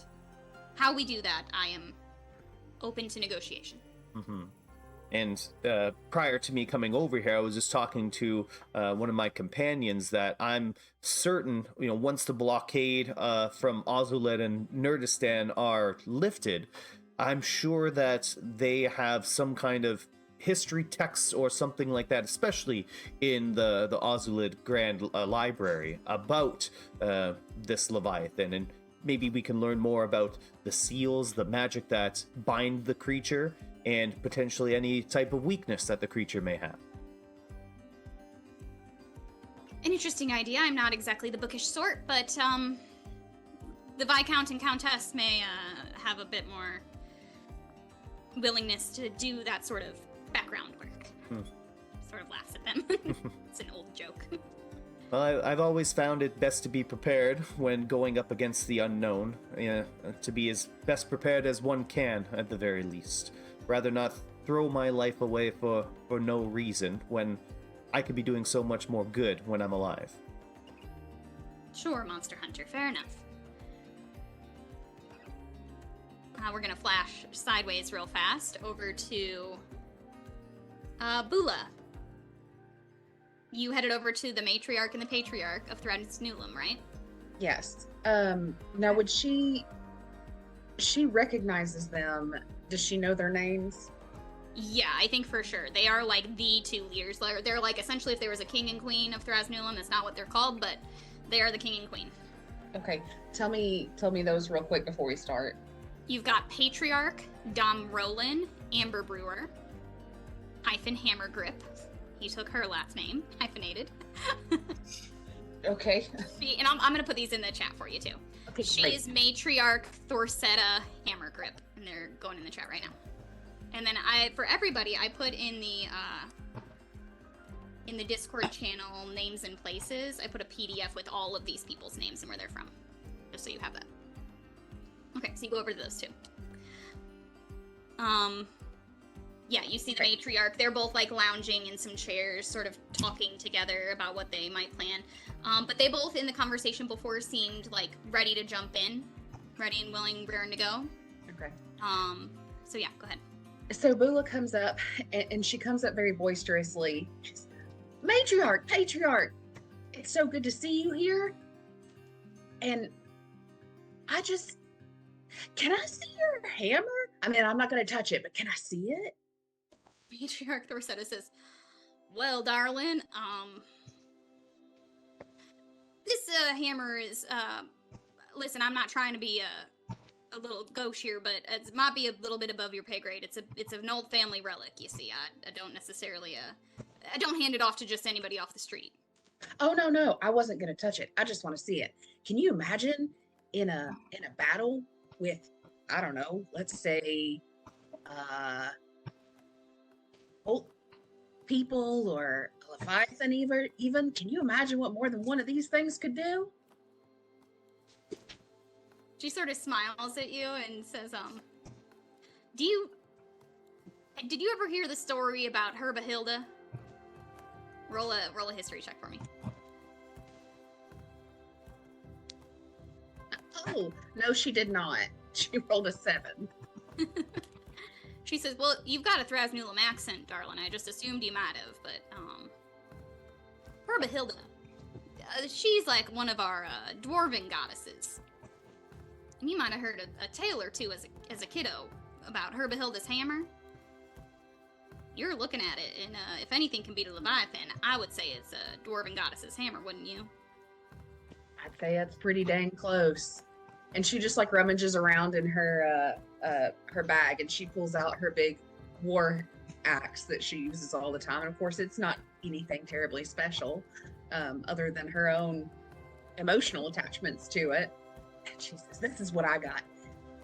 It's pretty dang good." But she says, "That is some fine Thradsnulum craft right there," and she kind of looks it over. Isn't it? I feel like y'all were made to help out here. Well, you know, we spend all our time producing all these means of what people are calling these days security without having a war to fight. Most of what we make ends up getting shipped over to the northwestern continent to those Urog orcs and all them. Sorry, no offense. No offense meant by mentioning them. I know they're a different sort than the kind we raise up here, but most of our goods go over there where they're a little bit more blood hungry and battling amongst themselves. So we have this stockpile of goods that we've just been itching to actually use, so yeah, we're ready to jump in. When our neighbors need us, we're there. I think this would be a great time. I can't wait to see that hammer in action. Well, And hopefully she's you just, like, will. Drooling a little bit. The patriarch looks around the room and he says, well, hopefully you get the rest of these chuckleheads in line, because the politics of these humans and elves and all their kin, I don't know. They all think both too short and too far away, rather than looking at what's right in front of them. Oh, I So, agree. good luck getting everybody else on board. I don't know that we can take on this fight without them. So much talking. Really, what we need to do is just smash stuff. Couldn't agree more. Oh, okay. So, Someone's got to get us there. do you think that maybe if some of them needed a little more persuading, do you think you could help us with that? They look at each other and they say, we could certainly try. There have been a tussle or two that my husband, before we knew each other, bless his heart, had with some of these folks in this very room. He says, I don't like to talk about my romantic past, and you know I do not kiss and tell. I could play on the charm a little bit if it helps. Fair. I don't know. I feel like we're talking the language of war and fighting things, and I feel like sometimes they speak more about, I don't know, politics and money and such. The boring stuff, you know. Oh, money makes the world go round is what they say. I find that the biggest hammer makes the world go round, but it takes money to build a hammer, I suppose. That's true. All right. Well, Okay. I'm definitely glad, and you know I'm going to be waiting to see you use that thing in action. They sort of laugh, and she holds it up and lets you actually hold it. Boola's just like, I don't know. It's like you gave a kid his first like BB gun, just like she's Yeah. so very excited, and she kind of you can feel that like hum in the middle, that like celestial, powerful hum, and you know that she is being dead honest when she says this is a goddess's armament. she like almost starts to rage just for the fact of wanting to hit something with this thing. So she like really quickly, she's like, "Oh, you better take it. I'm getting too excited." She immediately takes it and holsters it. all right, we gotta get it together. These people, these are classy people. Right. Speaking of class, let's switch over across the table to Ados with the burgomasters of Urkaliert. You've got Pogjeb, the little hamster guy, as well as Renulphus and Bathsheba. You gotta have Pogjeb. What species are the other two? Renulphus is a human, and Bathsheba, the woman, is a half-elf. Cool. Now I'm gonna do nothing with that situation. Avis walks up and says, "My dearest burgomasters, I have not been able to properly introduce myself. I apologize for my rudeness. My name is Ados Nawat, originally from Pravos, and yeah, I was hoping to get a read on the situation, how you're feeling, and answer any questions you might have. Maybe, get into your ear a bit." Renulphus says, you will find our family, our little family here to be a bit more straightforward than the rest of these fools. We have simple demands, simple needs, and we will offer simple solutions. And Bathsheba, like, rolls her eyes at him and says, don't be so flowery, Renulphus. We do, in fact, need, specific things in order to sign on to a fight with all of these people, to make this alliance, if you will. Specifically, I need to pay my local mercs if you want land forces. And Burgomaster Renulphus says, and I will not put my city's guard in a fight alongside pigs from Lena Myrna. I will not do it. And Pogjeb says, I am willing and ready to offer the services of Axizad though they are small and few. Small and few, but mighty, if the story speaks. Indeed, the mightiest. Ados He looks very tries- flattered and proud. Ados tries really, really hard to not reach out and touch this hamster guy.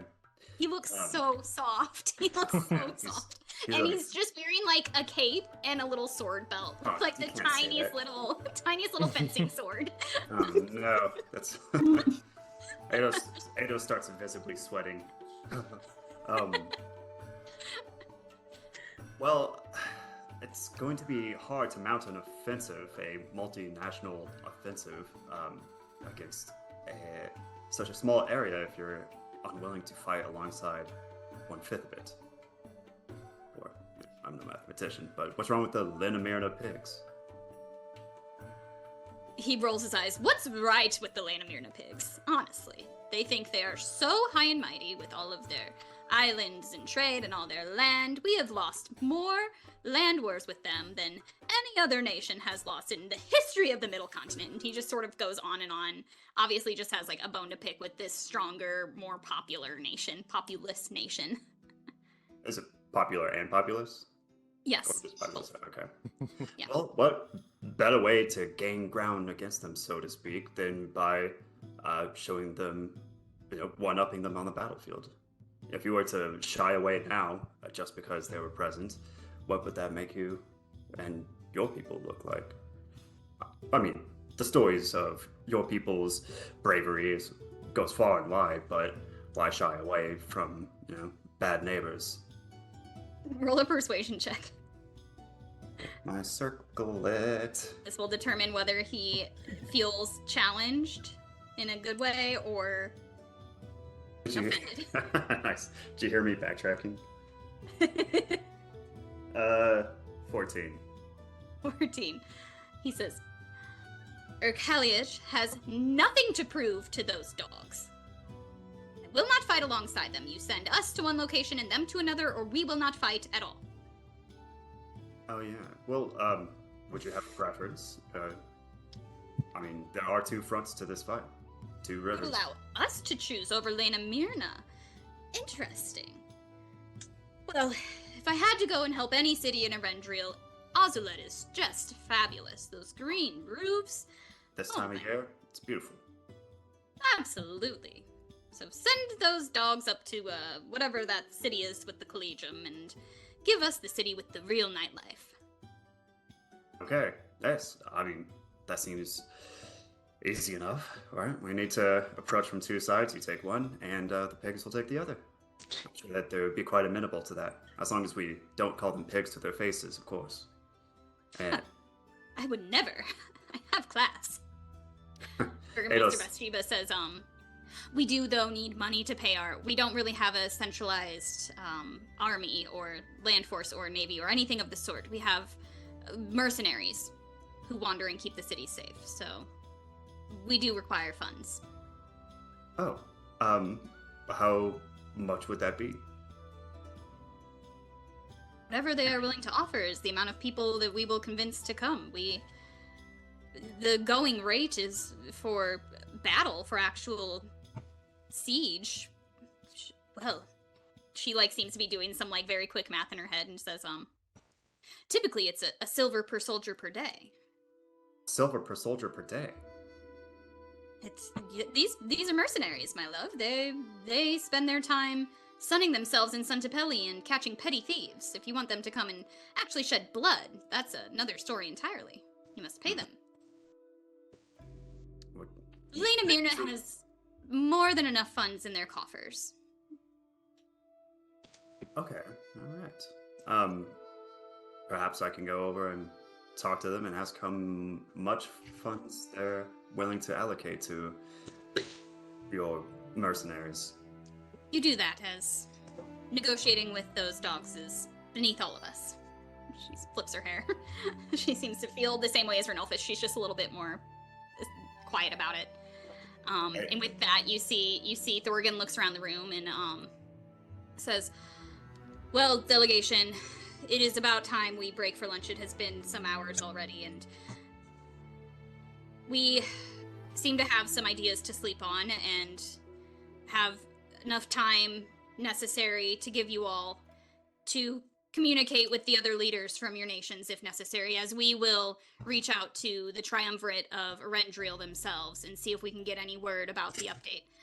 Tonight, as a welcome to all of you for the first time in Morn, this is a new era for us as a people. So my colleague Urbessa and our sort of leaders of the city have decided they would like to throw you a masquerade ball tonight and a feast to honor this assembly and to perhaps make negotiations happen a bit more smoothly. So, take the time you need to contact your home nations, see what they can offer and what your hardline stance is on what our next move should be, and we will reconvene at the ball tonight.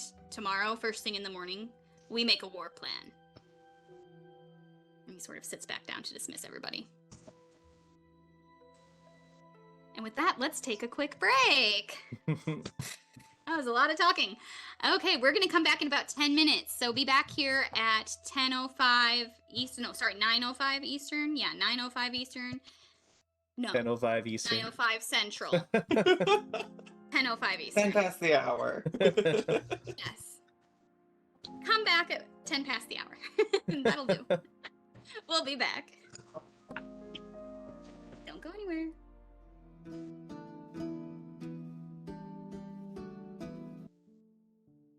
Welcome back, my darling druids. Let's play this little game. It's a masquerade ball, y'all. So you have sort of reconvened, or you've sort of dispersed the first war assembly meeting for everybody to go and contact their home cities, their home ports, all of their nations, to see what they can really accomplish as far as gathering resources for this war against the Silent Tide. But you all have to help throw a masquerade ball to try and get these nobles a little bit more willing to negotiate amongst each other and provide their support and ally themselves. These are people who aren't used to having, like, they do technically have military alliances, like, on paper, but really what they have are, like, trade agreements more than anything. These are not people who have done war for a long time, particularly amongst each other or with each other. So yeah, you're finding there's a lot of political heat between some of these people. So that being said, what do your outfits look like? Who wants to describe your masquerade costume?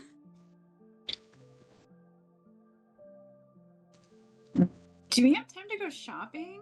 Yeah, you definitely have all afternoon to go shopping. The dinner will be at like 7 o'clock, dinner and dancing. So you separate at like noon for lunch. So you've got 7 hours to get out into the city and do some shopping. So what kind of stuff you can, assuming you can find a crafts person who is very excited that this city is throwing a party, like its first ever party, and you can find someone to make you something fabulous. You can ask for what you will receive, and they'll do it on the very, very cheap, unless you're asking for something really extravagant. So do you have a theme in mind? Do you have a color, a particular kind of mask? So Killian will go out and he'll procure a mask for this ball, but as opposed to his usual kind of hide the divine eye of his, he's gonna have like almost like Phantom of the Opera kind of mask that covers the like other half, the other side, so it's like the starry eye is like on full display. So he'll kind of have like a half mask that is mostly like I would say has like blends of like yellowish, like dark yellow and red, almost like a tie-dye look to it. And he'll just be wearing he'll go out and like procure a like leather type vest with shirts that is like a dark red, almost like a blood red color to it underneath. Some very form-fitting pants as well, and with some nice like tucked into some like shin-high boots. Very stylish. It's like in the beginning of Witcher 3 where they make Geralt dress up, like all that ass in those tiny little pants. You got it. He only had He's to so hot. jump from a little step stool into these pants to fit. Your calves are just too meaty. The pants never fit your calves right. Okay, awesome. Very handsome. Bula. So yeah, You guys so seem dying to know. Bula typically wears just an assortment of regular brown leathers, with some fur in some places from just stuff that she's grabbed along the way and kind of added on.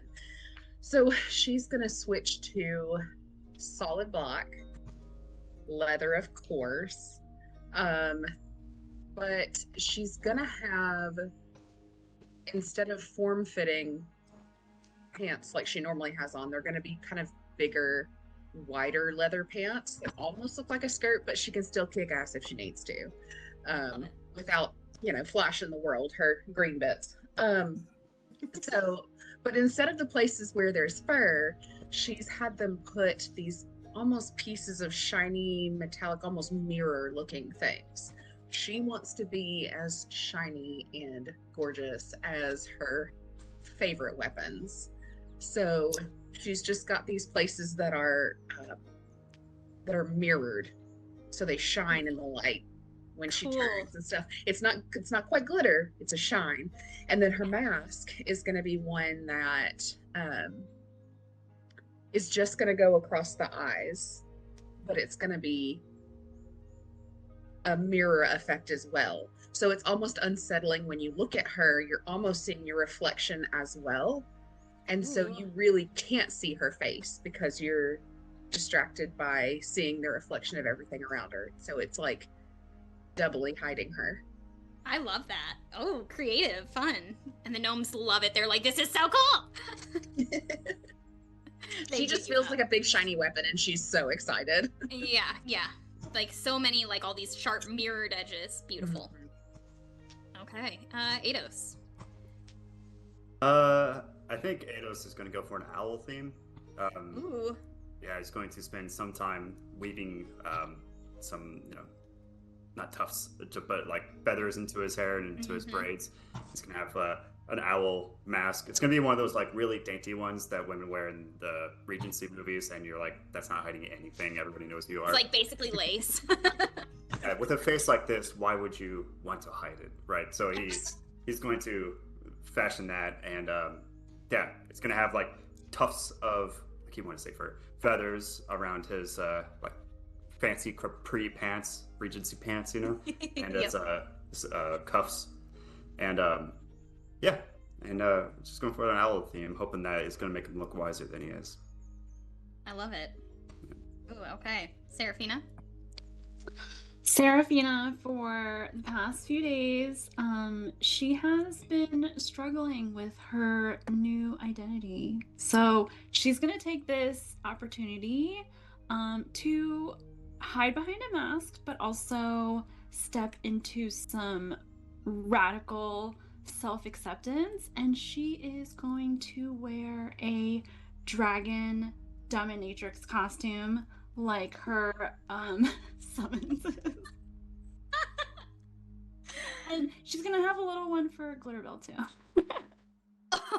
Incredible. I love that so much. I feel like your mask is like Glitterbell colored, but like also with like black trim and lace. Yeah, it's gonna be the opposite of Eidos' mask. It's gonna be like very covered. So yes. All these like dragon spikes and frills. Awesome. Yeah. That's fabulous. Okay, Marwe and Benji. You sat down, presumably, to talk about topography and how to use the land, but I have a feeling you heard Masquerade and went straight into craft mode. Yeah, so Marwe is going to wear his black robes that he usually wears for formal events with the long sleeves. Mm-hmm. And I think with his jeweler's kit, we're going to make his own mask. And it's going to be like one that covers from the eyes up. And it kind of goes up to his horns, but then in the middle it almost looks like a crown. But the centerpiece being a king chess piece. And across the entirety of it, it's almost like a stained glass chessboard of white and black. And Benji is going to have a matching one with a rook on it, which is the castle piece. Awesome. That's amazing. Okay. You guys all meet up before this ball begins, looking absolutely more fabulous than you've ever looked as a group, as individuals. This is 10 out of 10 fashion. And you head down to the Great Hall for this beautiful party. And it is, Thorgan has turned his like large entrance sort of hall in his chambers, like sort of like picture like the Palace of Versailles, that big like mirror hall. Only it's all in like almost Norse and Art Deco, this sort of very dwarven architecture. It is still in this like volcanic city, so while they've tried to dress it up and bring in their nicest things for this, to try and make this worthy of the nobles who are here giving their time and their effort, it is still a large stone room carved in a sooty volcano. So you can tell the gnomes and the giants have spent most of their day just trying to like gussy up this pig to make it look good. And it does. Like they have all the braziers lit. They've pulled in a bunch of different like carved wooden tables to make long banquet tables. And they know how to eat here. They have some good mountain food. So you can see the tables are already laid out with all kinds of food out here. And you are some of the first to arrive, but not long after, the citizens of Barak Forge start to come. They appear to be very excited to be hosting a party, the dwarves and giants alike. Or, I mean, the gnomes and giants alike. So not only does the room fill up with them, but you do start to spy these nobles that are the people you're here for, filtering in as well as the party comes into full swing. And this band starts playing in one of the corners that has been like swept of all of the like just coal from all these forges that even line this hallway. It's supposed to be like a nice entrance hall, but it is still a room used with forges. And the big main fireplace is also used as an active forge. But tonight it's just lit for the fire. And the room itself has like a large entrance hall, but then it has all the side hallways that you guys would have explored as you kind of snuck around Barak Forge for the first time. Just so you can kind of see the layout and tell me where you are in the room and who you're talking to, I'm going to go ahead and activate it on our virtual tabletop. So I've kind of laid you out around the people you were initially talking to, but you can let me know if you are going to go and speak to them again, if you guys are going to hang out as a group separately. Who do you want to be talking to? You see Thorgan is at the head of the room. Picture the room is full of a lot of other people. I've just put the nobles as minis around the room. So that you can see who's where, but the rest are citizens of Barak Forge, so lots of gnomes, lots of giants are in the room, as well as Irbessa and her Lashkey Collective are all sort of sitting at the head of one of the tables, chatting with Thorgan. And people are milling about. There's like a almost like a line dance happening. They're trying to do like courtly dances, like the nobles are all trying to do the dances of their like home cities. So it's kind of a mess. No one is doing the same dances. But there's dancing happening and the music is good. So you can place yourselves around the room. Feel free to move yourselves and just kind of let me know where you are and what you would be doing as the ball kicks off. Prior to all of us gathering at the ball, would we have had time to kind of talk amongst ourselves about what we learned from kind of each of the delegations? Yeah, for sure. I think between shopping and getting ready up in your guys' rooms, you definitely would have time beforehand. So if you want to run through that, what you've all told each other and what kind of plan you've made as you go into this ball, go ahead and roll through that right now. Flashback to 2 hours ago. Yes, yeah. So he's just a hamster person.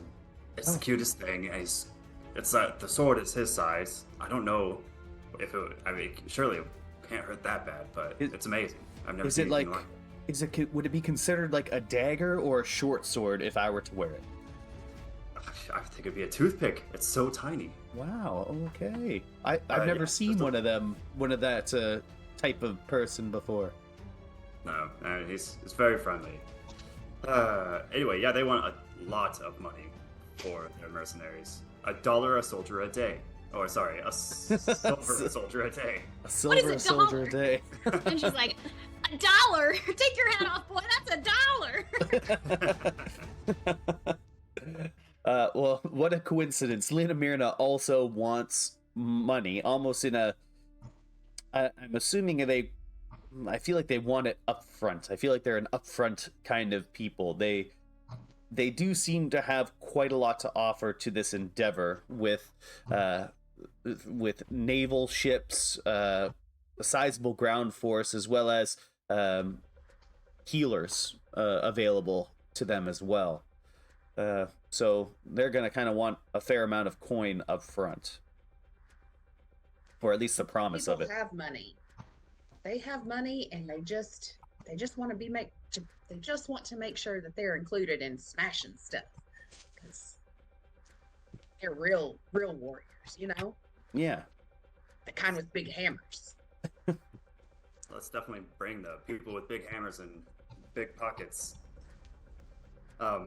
Well, it sounds like we should fund your people first. Mine is basically just mercenaries, it sounds like. Yeah, send the funds toward you, whatever's left. Give it to, I can never say the name of their home. Give it to Ercaliert, and get as many mercenaries as we can with the funds that are left over, assuming Chasnulam even agrees to fund the entire war, it sounds like. Battle, I should say. Yes, because, probably the most important thing is to break that naval blockade that is keeping the naval fleets of Ozuled and Nurdistand at bay currently. If we are to break the blockade, then we instantly increase our forces by quite a bit. But it does seem like Mirna is the only country that has, or the only state. Are they considered states at this point? Nations. I've been calling them nations. They're states, okay. Yeah. Whatever you want to, however you want to differentiate them. Mirna seems to be the only nation that has a sizable fleet at the ready. So they would kind of be doing the bulk of this. Serafina, at one point during the day while you were getting ready, Thorgun and Irbessa come to you and they say they're going to try and call in, like they're going to try and send a message, get a arcane message through to your family, essentially, your dad specifically, to see how the city is doing and see if Luminara is holding up, and also to see if there's any funds that Rendriel can offer. Would you want to be a part of that conversation, is what they're asking. Yes, I think okay. Seraphina would be very interested to hear what comes back. Okay. Yeah, they take you, and they're essentially using a very intense version of Ascending Stone, and a good amount of gnomish magic casters to do so. But they are able to have a conversation back and forth with your father, who sounds stressed, obviously, but him and his little magic brain, he's problem focused and solution oriented. So he seems to be pretty optimistic, like he would be, but also you can hear in his voice that things aren't actually going all that well. But the question of money comes up. Go ahead, because you're there, you can roll with advantage for persuasion, as he takes some time to try and communicate with those in Ozuled, the rest of the Triumvirate specifically, to make sure that they can sign off on a promise of funds. Okay, so my first one is 19. That's pretty good. And the second one is 26. 26. Beautiful. Yeah, they can offer 260,000 gold up front. As soon as the blockade is broken, they will pay for whatever nation needs that money for ships or for soldiers. That's how much they have in the coffers ready to pay for this support. And they are open to negotiating after the fact. As far as paying people for how long the siege takes or whatever might need to be done after the fact. They're willing to go into debt for it, essentially. I think if we're chatting with my dad's, I think Seraphina's going to ask about the rest of her family, just to see how everybody is. Your father says your brother is fighting valiantly. He says he tried to get your sister to stay away, but she has gone down to Ozuled to help there. So she is also doing, like, war magic for them. And your mother is, she is more or less acting as, like, a supplies manager, which is right up the alley of what she does as a career. But she is running around Nurdistand, aligning what they have as far as supplies and making sure that the people who are maintaining the sort of barricade at the river mouth are well stocked. And she's also keeping, like, he says, like, she's very good at, like, knowing when to rotate through the different sort of, like, groups of troops who needs to be forward and who needs to take break back and things like that. So while it sounds like they're all doing their part, they're not together necessarily, your family. They don't get to see each other very often at this point. But from what you can hear, everybody has been alive, at least as of this week. Okay.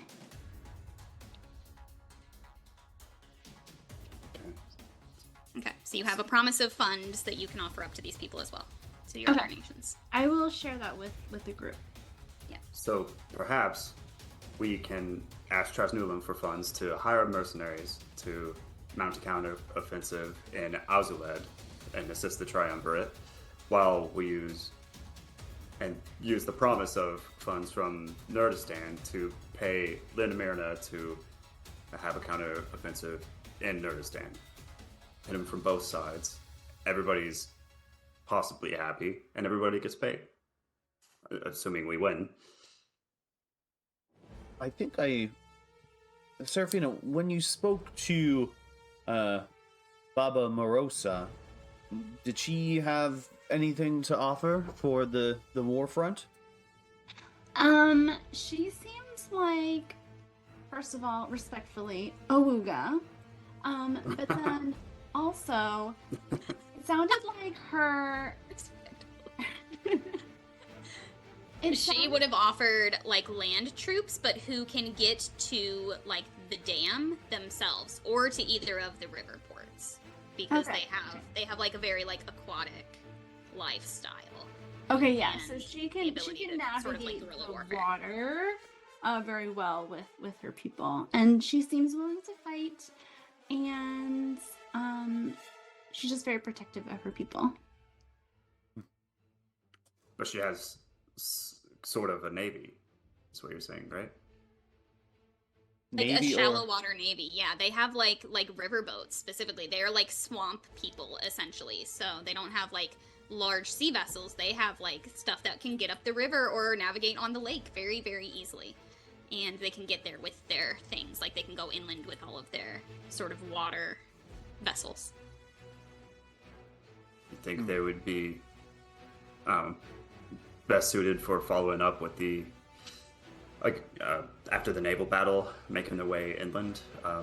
Once the blockade is brought down, maybe have them hang back until then. So what we're thinking. That makes sense, yeah. But which flank would we send them towards? Ozuled or Nurdistan? I mean, I hate to speak like this, but it seems like Nurdistan is going to have the better chance, right? I mean, depending on how many mercenaries we can get, Triumvirate is holding up in Ozuled as best as they can, but seems like the greatest offensive is going to be in Nurdistan between Trasnulam and Lindamirna's navy. So perhaps there. Or are we doing Ozuled a disservice by not sending them with more forces? Well, I think the problem is that we don't want to stretch Lena Mirna's naval fleet thin by sending them around the middle continent or down the eastern side of the continent to reach Ozuled. It'll take them quite a little bit of time to reach Ozuled compared to Nurdistan. Is Trasnulam just hitching a ride with Lena Mirna? Trasnulam is coming from the entirely opposite end of the continent So than Lindamirna. they're going to send their troops on foot to the city. So they'll be the front line infantry in the battle to retake Nurdistan, where Lena Mirna will almost make a pincer move by going after the naval fleet and breaking through the blockade to free up Nurdistan to, to have their naval fleet get out. But we also have the Triumvirate naval fleet that is currently just blockaded by the Silent Tide there. So True. if we can get them out, we have another fleet. Yeah. And I did forget the giants. Thorgun is going with us, isn't he? Yeah, Thorgan and them, they'll go where you guys command, essentially. What you think is best. Well, So there. the giants and the gnomes will come help. So the gnomes have their sort of fleet almost. They have their ground troops of their rock golems that you saw in action in the big fight. Okay. So they've got those they can use, and the giants themselves are giants. They are handy in a fight. There's Ozuled's reinforcements. Sounds like that's going to be a greater ground fight battle, and in Nurdistan it's going to be the great naval battle. One distracts the other. Hopefully, they'll be in communication to do so. Is that the cleanest way, you think? Well, I think what we need to prioritize is, of course, the safety of the people of Nurdistan and Ozuled. So by getting in some ground forces there and dealing with whatever incursions are in the city with the various armies that we're going to have, we can protect the people that way. But we also can't forget our goal as well. We have a destination ourselves to prevent the Silent Tide from breaking one of the seals. So if we are able to stop them from attaining their goal, then it's simply a battle of attrition at that point. If we break through to Nurdistan, then and we deal with the Silent Tide and stop their plans, then I'm sure the Ozuled will very quickly, the domino will fall, so to speak. Certainly. So you're not talking of pulling forces away from Ozuled, are you? No, I think it's best to kind of just exactly as you described how we would send those forces in, but the naval blockade for Ozuled might take a little bit longer to break as opposed to Nurdistan. Certainly. Yeah, but we get the ground forces in there to ensure the safety of the people, and then eventually be able to break the blockade, and especially if we're able to prevent the Silent Tide from breaking the seal, then they are without an objective, and if they cannot breach inland, then it's only a matter of time before they're all dealt with. Certainly. And if we don't, finish our mission in time, then we have reinforcements on the way through Baba Morosa's fleet coming down the other river. Yeah. That seems like the best bet. Well, Bula, you're something of a battlefield expert. What do you think of the plan? Well, to some degree, we only know partially what we're up against. But I think if we have a big enough fleet or army, and we have enough of the weapons made by the dwarves and the giants and the people from my neck of the woods, then we're going to be able to smash whatever we want to. Quite right. Serafina, how are you feeling about this? It's your family that's in the most immediate danger in all of this. What do you think of the plan? Well, I think my first choice would be to send all the resources to there, but I understand concessions must be made. Well, thank you for being so amenable to that. Mercenary in our midst, it looks like. Marway, any input on your end? don't really understand a lot about the battle strategy and whatnot, but I mean, as long as we are able to get as many people out as we can to as many different places, then it seems like it should work. Mm-hmm. And like he's like, as they're talking like serious talk, Morroway's like laying down, like piecing together this mask. All right, yeah, I agree. I think it's as good a plan as any, and now I think the harder part is going to be convincing the delegates to go along with it. I definitely think that you have the most difficult task in that regard, convincing somebody of payment after the fact. But it's a sizable sum. Mm-hmm. They seem like they would be up for it. I have high hopes for us. Yeah. And Seraphina, your father essentially gave us a promissory note of some kind that once they are broken of the blockade, the funds will be made available. Yes. All right. Very well. Let's go dance, shall we? Okay, flash forward 2 hours. Flashback ends. And you are all in your finery, dispersing out into the ballroom.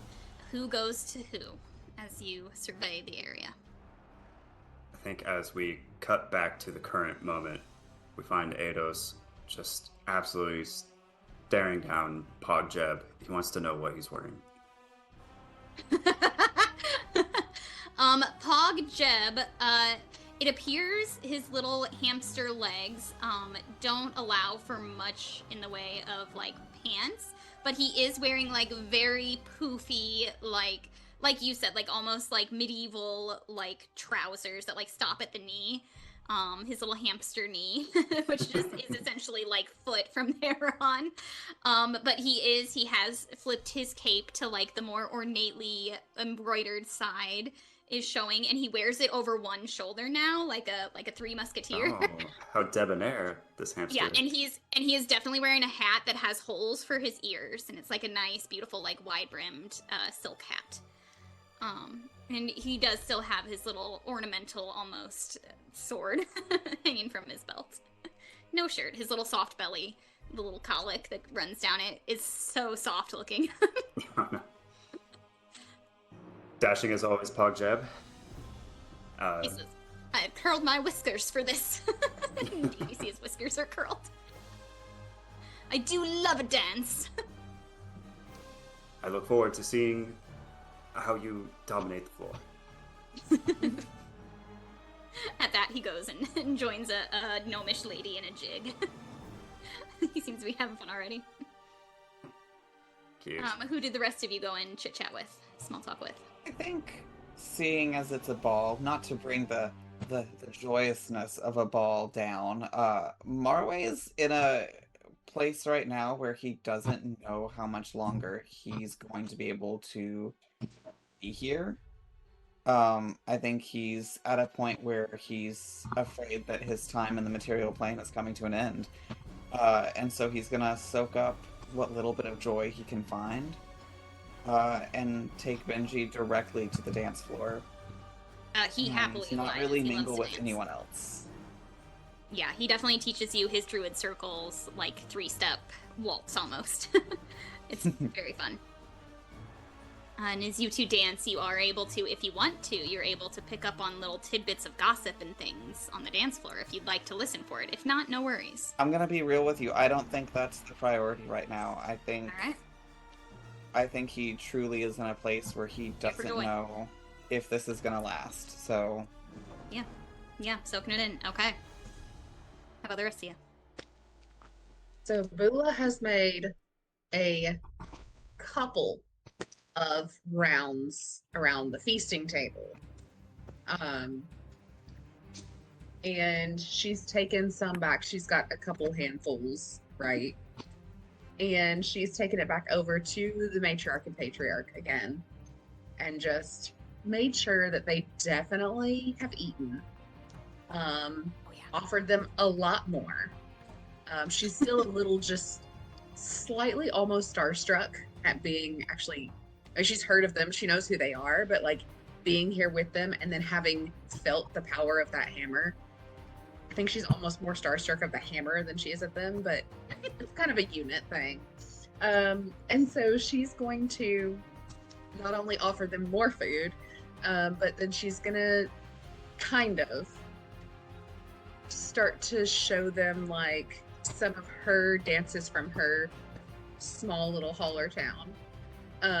But as she's doing so, she's also in pants that are more lavish than usual, and also double fisting like turkey legs. So, you know, there's bits of turkey flinging about and whatnot as she's kind of, yeah, it's great. You know, you turn this way and you stomp, and then you turn that way and then you stomp again, and then you just like swirl around, and then you do this real complicated like clapping pattern.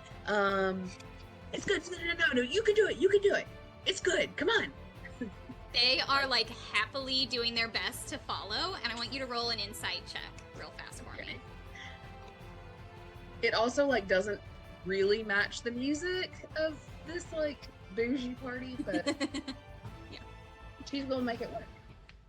Let's see. You said insight. Mm-hmm. Ooh, that almost fell off. 17. 17. It occurs to you like far too late into this interaction that they're kind of giving you the hey, my boyfriend and I saw you from across the room thing. They seem to be like, at first you think like, oh, I just love them, like they're people from my own place, like I get them, they may not be orcs, but they get me, we're all from Thrasnulum. And at first it just seems like camaraderie, but like eventually they're both very clearly flirting with you together. That's the other side of Thrasnulum. As she kind of makes this realization, number one, she also during all of this has part of her consciousness just making sure that Maraway is safe with Benji. Yeah. Because she knows how tired he is. So she's also, you know, she's doing this and then, you know, peeking. And kind of does like a, what the? Oh, okay. She starts to like casually be like, well, you know, there's this, we have a boat.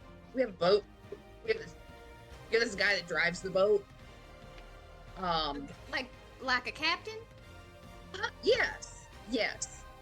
I'm new to the whole ocean thing. The biggest thing we had is a muddy puddle in my town. So, you know, he's just like, he's real nice and he's he's delicious. Oh, you like this gentleman. Oh, you like the sailor type, huh? You got your sea legs yet? Oh, definitely not. No, not even a little bit. I see what rocks your boat, girl. Okay. You need another drink? You need another drink, honey? Yes. You know, where is he tonight? Yes. Where is he? Yeah, where is he tonight, girl? You just seem awfully lonely. You got all your friends here, but no man here watching out for you. You know, I don't always need a man. You know, sometimes you need a woman, huh? Or company in general. She does not want to offend them, but she is definitely, her mind is only on. They have not directly propositioned you yet, but they make sure your drink stays full if you want more to drink.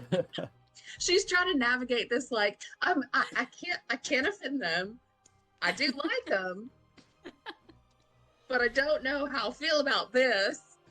So she's like, as she's getting more and more inebriated, trying to continue Maintain to stay in their good graces. Yeah, we just walk that real fine line of like flirting, but just flirting.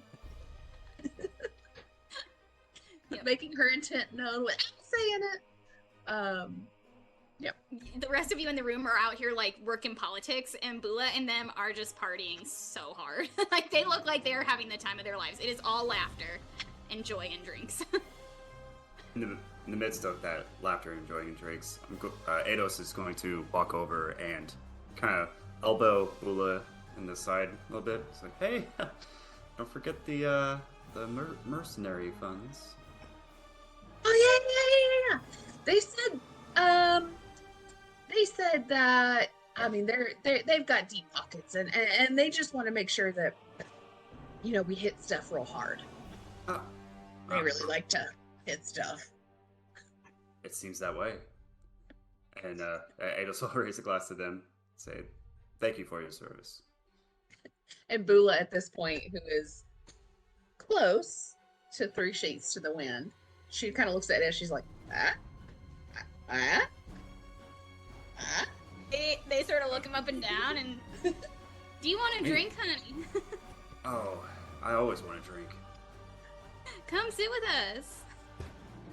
Your group is just awfully friendly. She's like trying to take the spotlight off of her. I also do a pirouette to avoid the push and say, I would love to have a drink just as soon as I'm done talking to some other guests. I promise that I'll save a spot on my dance card for you. As Eidos is kind of trying to extricate himself from this hot mess over here, Bula's like, yeah, but like he said, I mean, you guys are gonna pay for the mercenaries, right? Like, you're cool with that, aren't you? They sort of like look at each other a little bit more soberly than they were a minute ago, and they're like, well, we have the money in our coffers. I mean, mercenaries do not come cheap, but you know what? It's for the good of our neighbors. We are nothing but a hospitable group, so I think we can swing a certain amount. And then Bula looks at him and goes, the more the merrier, right? We're glad you feel that way. She goes just like, she's not green anymore. She's just solid red at that point. Oh crap, what'd I do? Okay, who is Seraphina flirting or not flirting with? I think Seraphina is going to follow up with her chat with Baba Marosa. Just kind of fill her in about the vibe of the room. She'll approach her and say, oh my gosh, you have to tell me how I can get more of that weed that you were smoking earlier today. Do you have any extra I could take with me? I do. And she digs into her satchel, she has not changed her clothes. She is the only person in this masquerade. She's not even wearing a mask. She just has Same her outfit as satchel. before. Same outfit as before, which is very costumey in and of itself. Goes into her satchel and pulls out like a small canvas, sort of just like a brown canvas piece of fabric that she's laced and tied into a little pouch. She says, I have plenty at home. This is yours, dear. Ooh, Seraphina will reach out and accept it graciously. So I have been chatting with my compatriots, and it seems like we are trying to gather a couple mercenaries and gather our forces, and it looks like we will be moving forward into Ozuled and Nurdistand. That is good news. If you are able to get all these different people working together on the same cause, then I am impressed by your prowess with the human psyche. I think money helps too. Money does help for most. But as you're sorry, go ahead. But not for you? We deal in more tangible goods, more of a trade society than anything. We're quite a closed community, so money from outside hands is not the most useful nor the most plentiful where I am from. As you're having this conversation, Killian, do you go over to the people from Lena Mirna? Yes, I do. As you do, you note that Countess Serena, like, as you're approaching, she doesn't, like, notice you, but she sort of walks over and is in the crowd, off to the side, sort of, like, half watching the dancers, like a proud grandma, but, like, side-eyeing Serafina and, Baba Morosa. So, yeah, Killian will notice that and just kind of reflect back on what Serafina mentioned earlier. But Killian's going to go up to the Viscount and discuss with him about some battle plans and the compensation. Viscount, we were able to get word into and back from Nurdistand. We spoke with Lord Valerian Blackthorn, and in breaking the blockade that is currently surrounding Nurdistand, he has agreed to be able to open up some of the city coffers and pay you quite well for assistance in breaking Nurdistand out of the blockade. And if you want further confirmation, Lord Thorgan was present during the meeting, as was my compatriot Serafina Blackthorn, daughter of Lord Valerian. This is excellent news and the best outcome we could have hoped for. I did hope we would all dig generously to make sure that all of the people who labored long and hard on our wonderful ships are well compensated. And I have spoken to the island, and they are able to part with their ships for at a quite a discounted rate in consideration of what's happening, especially if perhaps we might renegotiate with Nurdistand after the fact for some more trade agreements. Well, I'm sure they would be quite open to deliberations with their saviors, so to speak. Dame Heresy, what do you think of this deal? And Heresy says, ships and mercenaries, it sounds like it's all coming together. I have no objections. Very good. And would you object to having a dance with me? Certainly not. I would love to. She looks at your butt the whole way to the dance floor. You can't see it, but everybody else can. She is like fully leaned back, like checking you out. She's just like going like tight pants. She is such a devil. Yeah, so she follows you out onto the dance floor. Yeah, so as we're dancing together, Killian will just ask,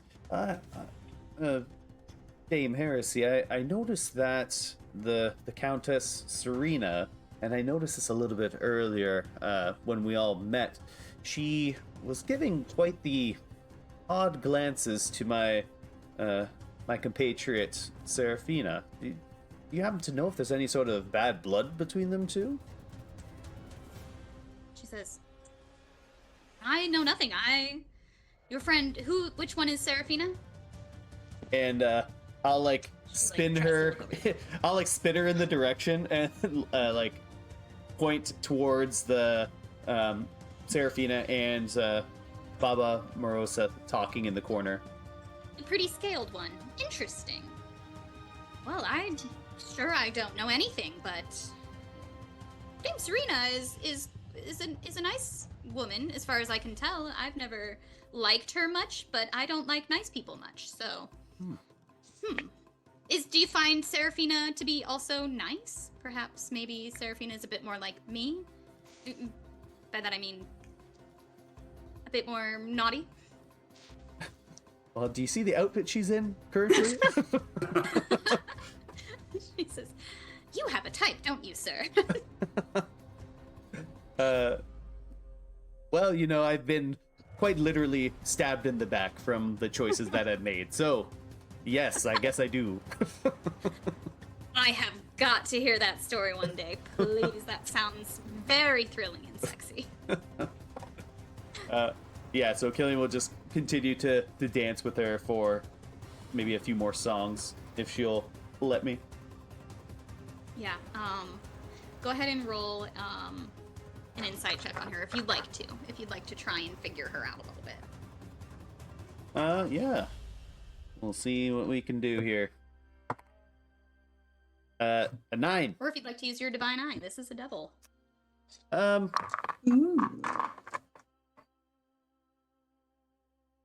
Yeah. If you mention that, yeah, I will do that. So I only got a 9 with the insight. But as we're dancing, and she'll probably, if she's looking at my face and not my butt, she will see maybe my divine eye that is currently exposed like flicker a little bit. Some of the sparks that are in it just brighten up a little bit more, and I'll use channel divinity to activate my divine sense. Okay. She is a tiefling, and they are not like inherently devils. They're devil-ish, right? They have a lineage of devil blood. But she's got like just like an aura of evil that she's very honest about. Like she's like, I try my best to do good. I do believe in like a society, and I live here. But she just has like an evil streak that she just can't kick. Not like between the 9 and her demeanor. She's very like charming in her honesty. She just like tries to charming in that like you know what she's thinking at all times. You can tell she's not trying to hide anything because she just wants people to know like I'm doing my damn best. And she just doesn't understand people very well. So she's just brutal honesty all the time in a way that is obviously offensive to the people that she travels with. So it seems like she doesn't know them very well, the other people from even Lena Myrna. Okay. Good to know. Yeah, so I'll just kind of continue dancing with her for a little bit longer before I let her go back to mingling. Okay. Everybody in the room, all of you, and I'll roll for Benji, roll a perception check for me. Benji rolled an 8.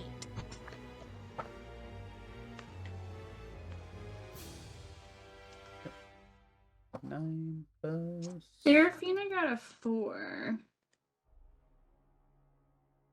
Thanks to exhaustion, I got a dirty 1.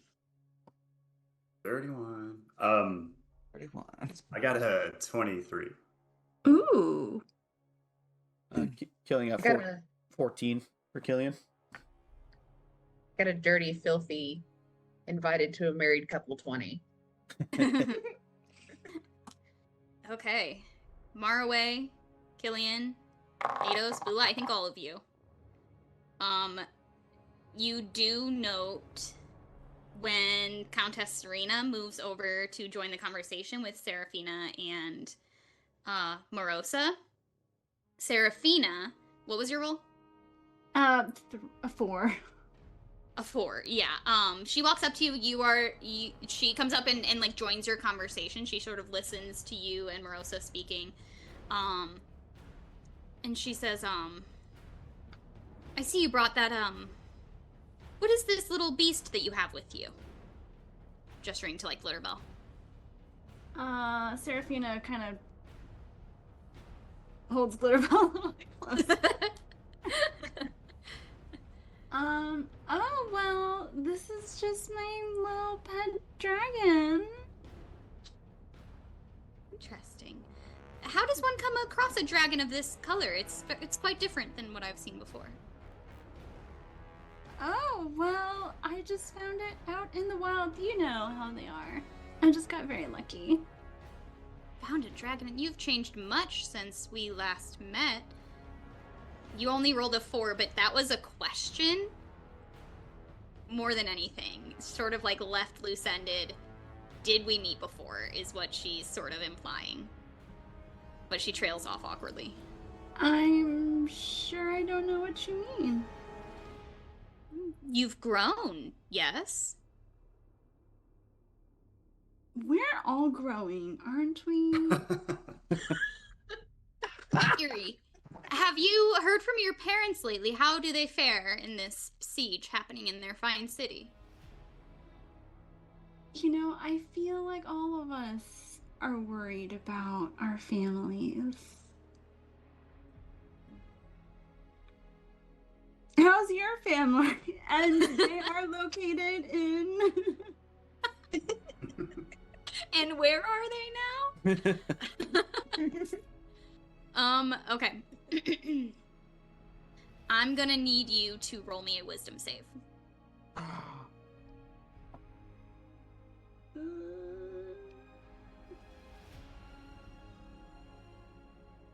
21. 21.